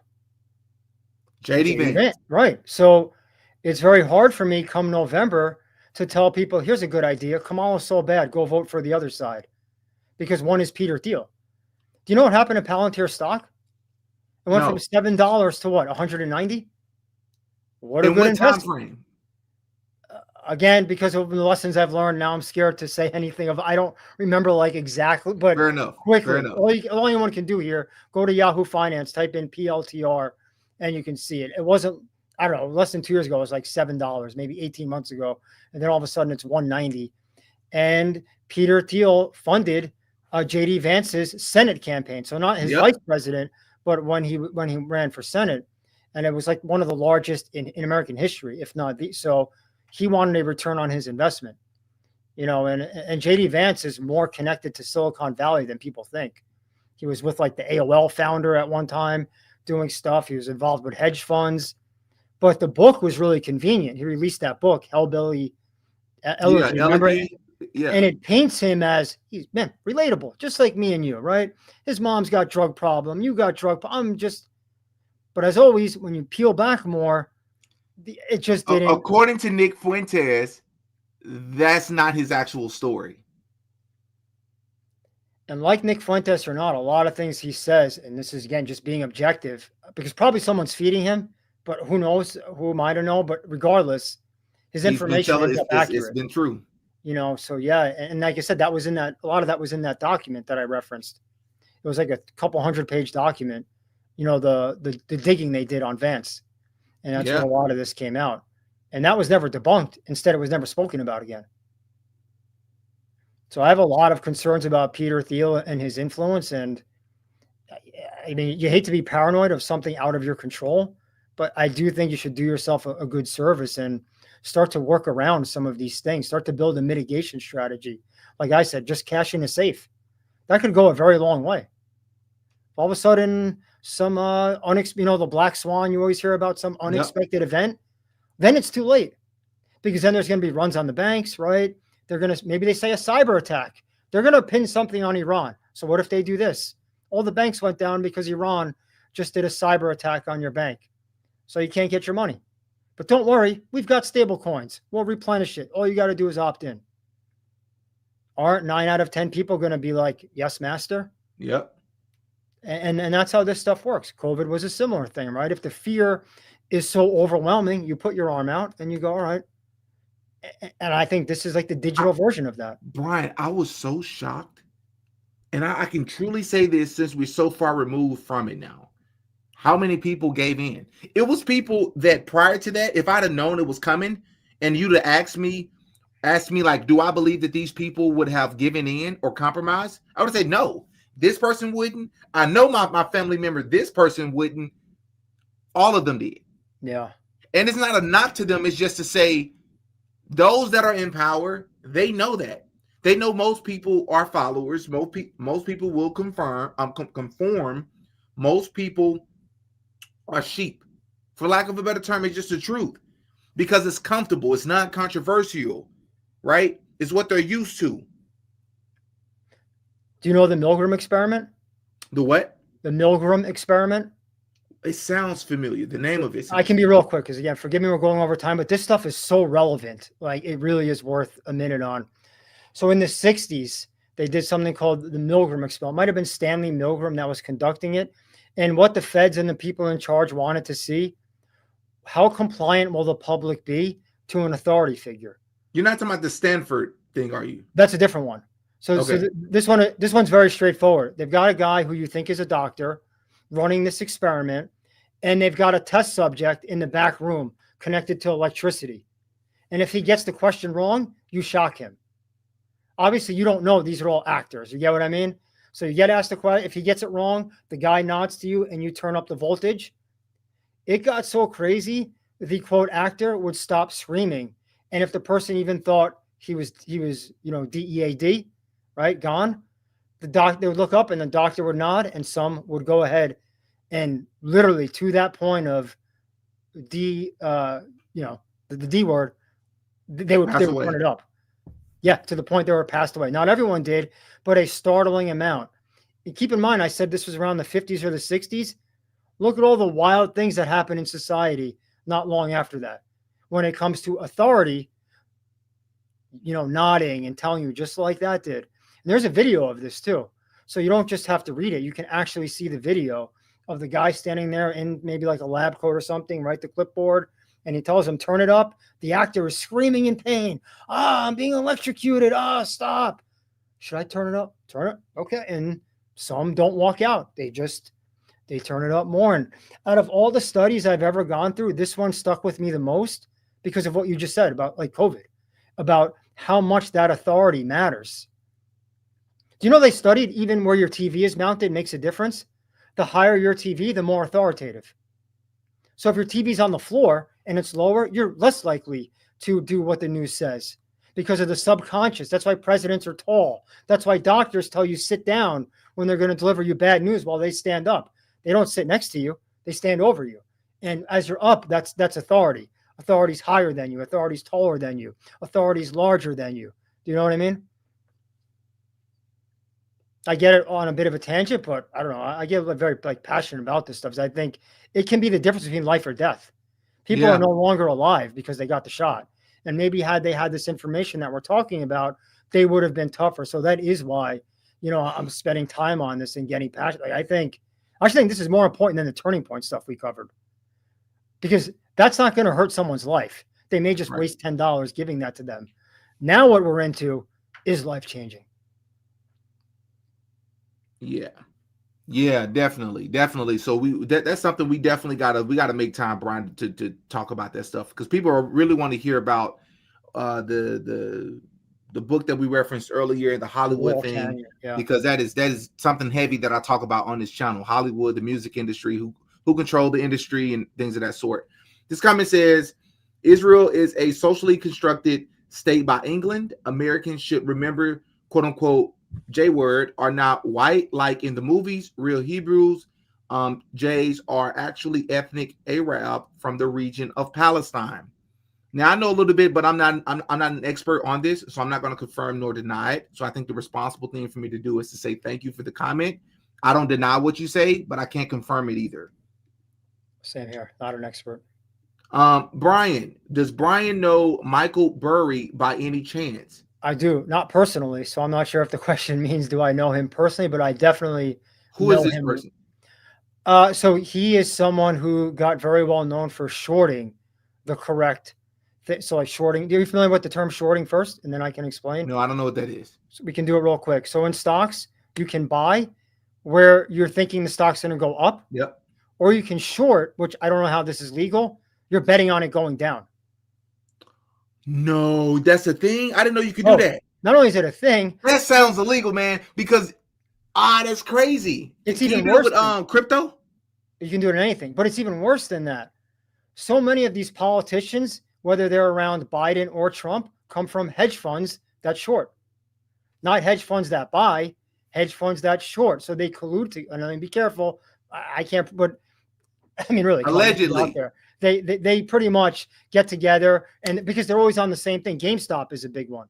Years ago, GameStop was in the news huge because a bunch of people on Reddit figured out that all these guys had this massive short position and they wanted to wipe them out. So they all bought GameStop, right? Because what did I say earlier? Yeah, that's right. That's Shorting is betting it's going to go down. So they artificially drove it up. And then now the hedge funds were furious because remember, only we can lose. Only the peasants are allowed to lose. You can't knock out one of these billionaire hedge funds. You're not allowed to do that. Robinhood stopped transactions that day, which I've never seen. Oops, there's a problem. You can't try to save the hedge funds because they were all short. And so back to Michael Burry, I believe it was in housing where he made his fame off because he understood from reading financials, just like you've seen me do with Turning Point and others. You can connect the dots and you can tell when a crash is coming. So the way to make money off that would be go short, right? Taking a number that it's going to go down. And right now, people are doing that on the NASDAQ, which is the tech stocks. So like Apple, Amazon, Tesla, those are all within what's called the NASDAQ, which are tech. They feel like it's too high, so they're taking a short position. Instead of buying and instead of selling, they're betting that it's going to go down. Now, the risk is if you're wrong, you're losing way more than if you just invest in a company and the price goes down. Oh, so the risk is higher if you short. A lot higher. Oh, you can get wiped. I would never recommend doing this. So that's the catch.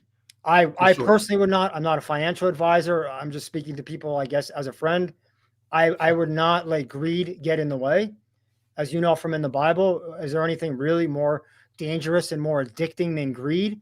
Because the more I self-indulge and the more I get these things right, the greedier I get, the more my ego. Oh yeah, I can short. I got that one right last week. You're going to get wiped.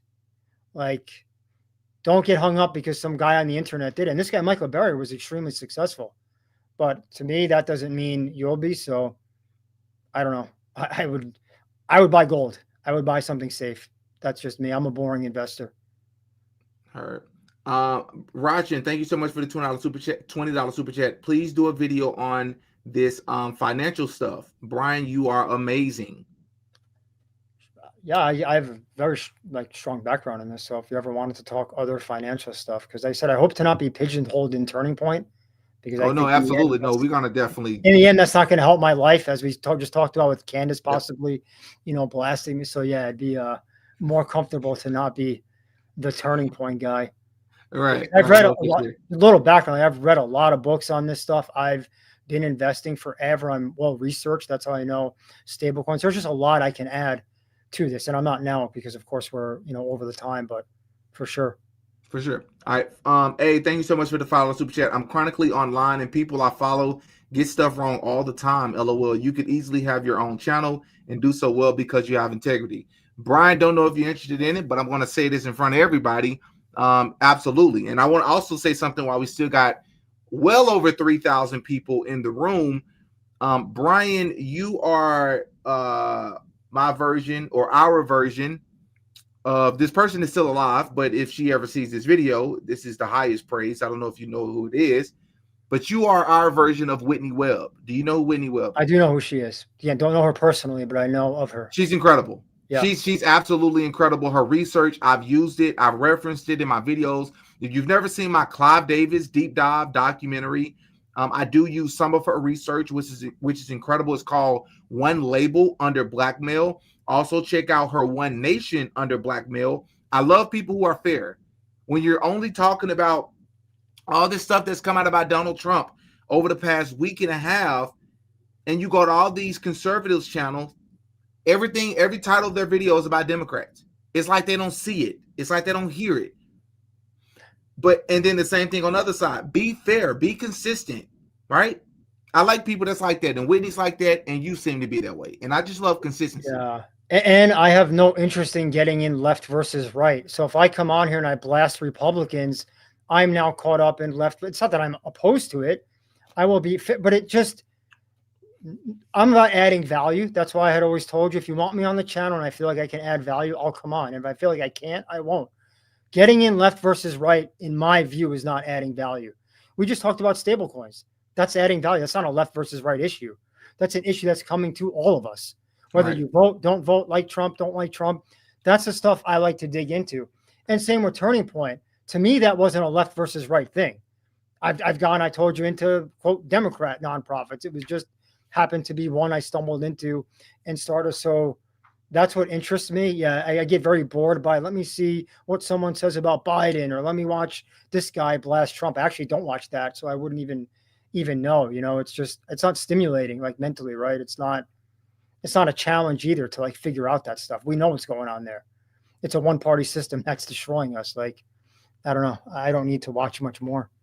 Absolutely. I'm chronically online. Okay. That's my own channel. Yeah, I would say as of now, I don't know.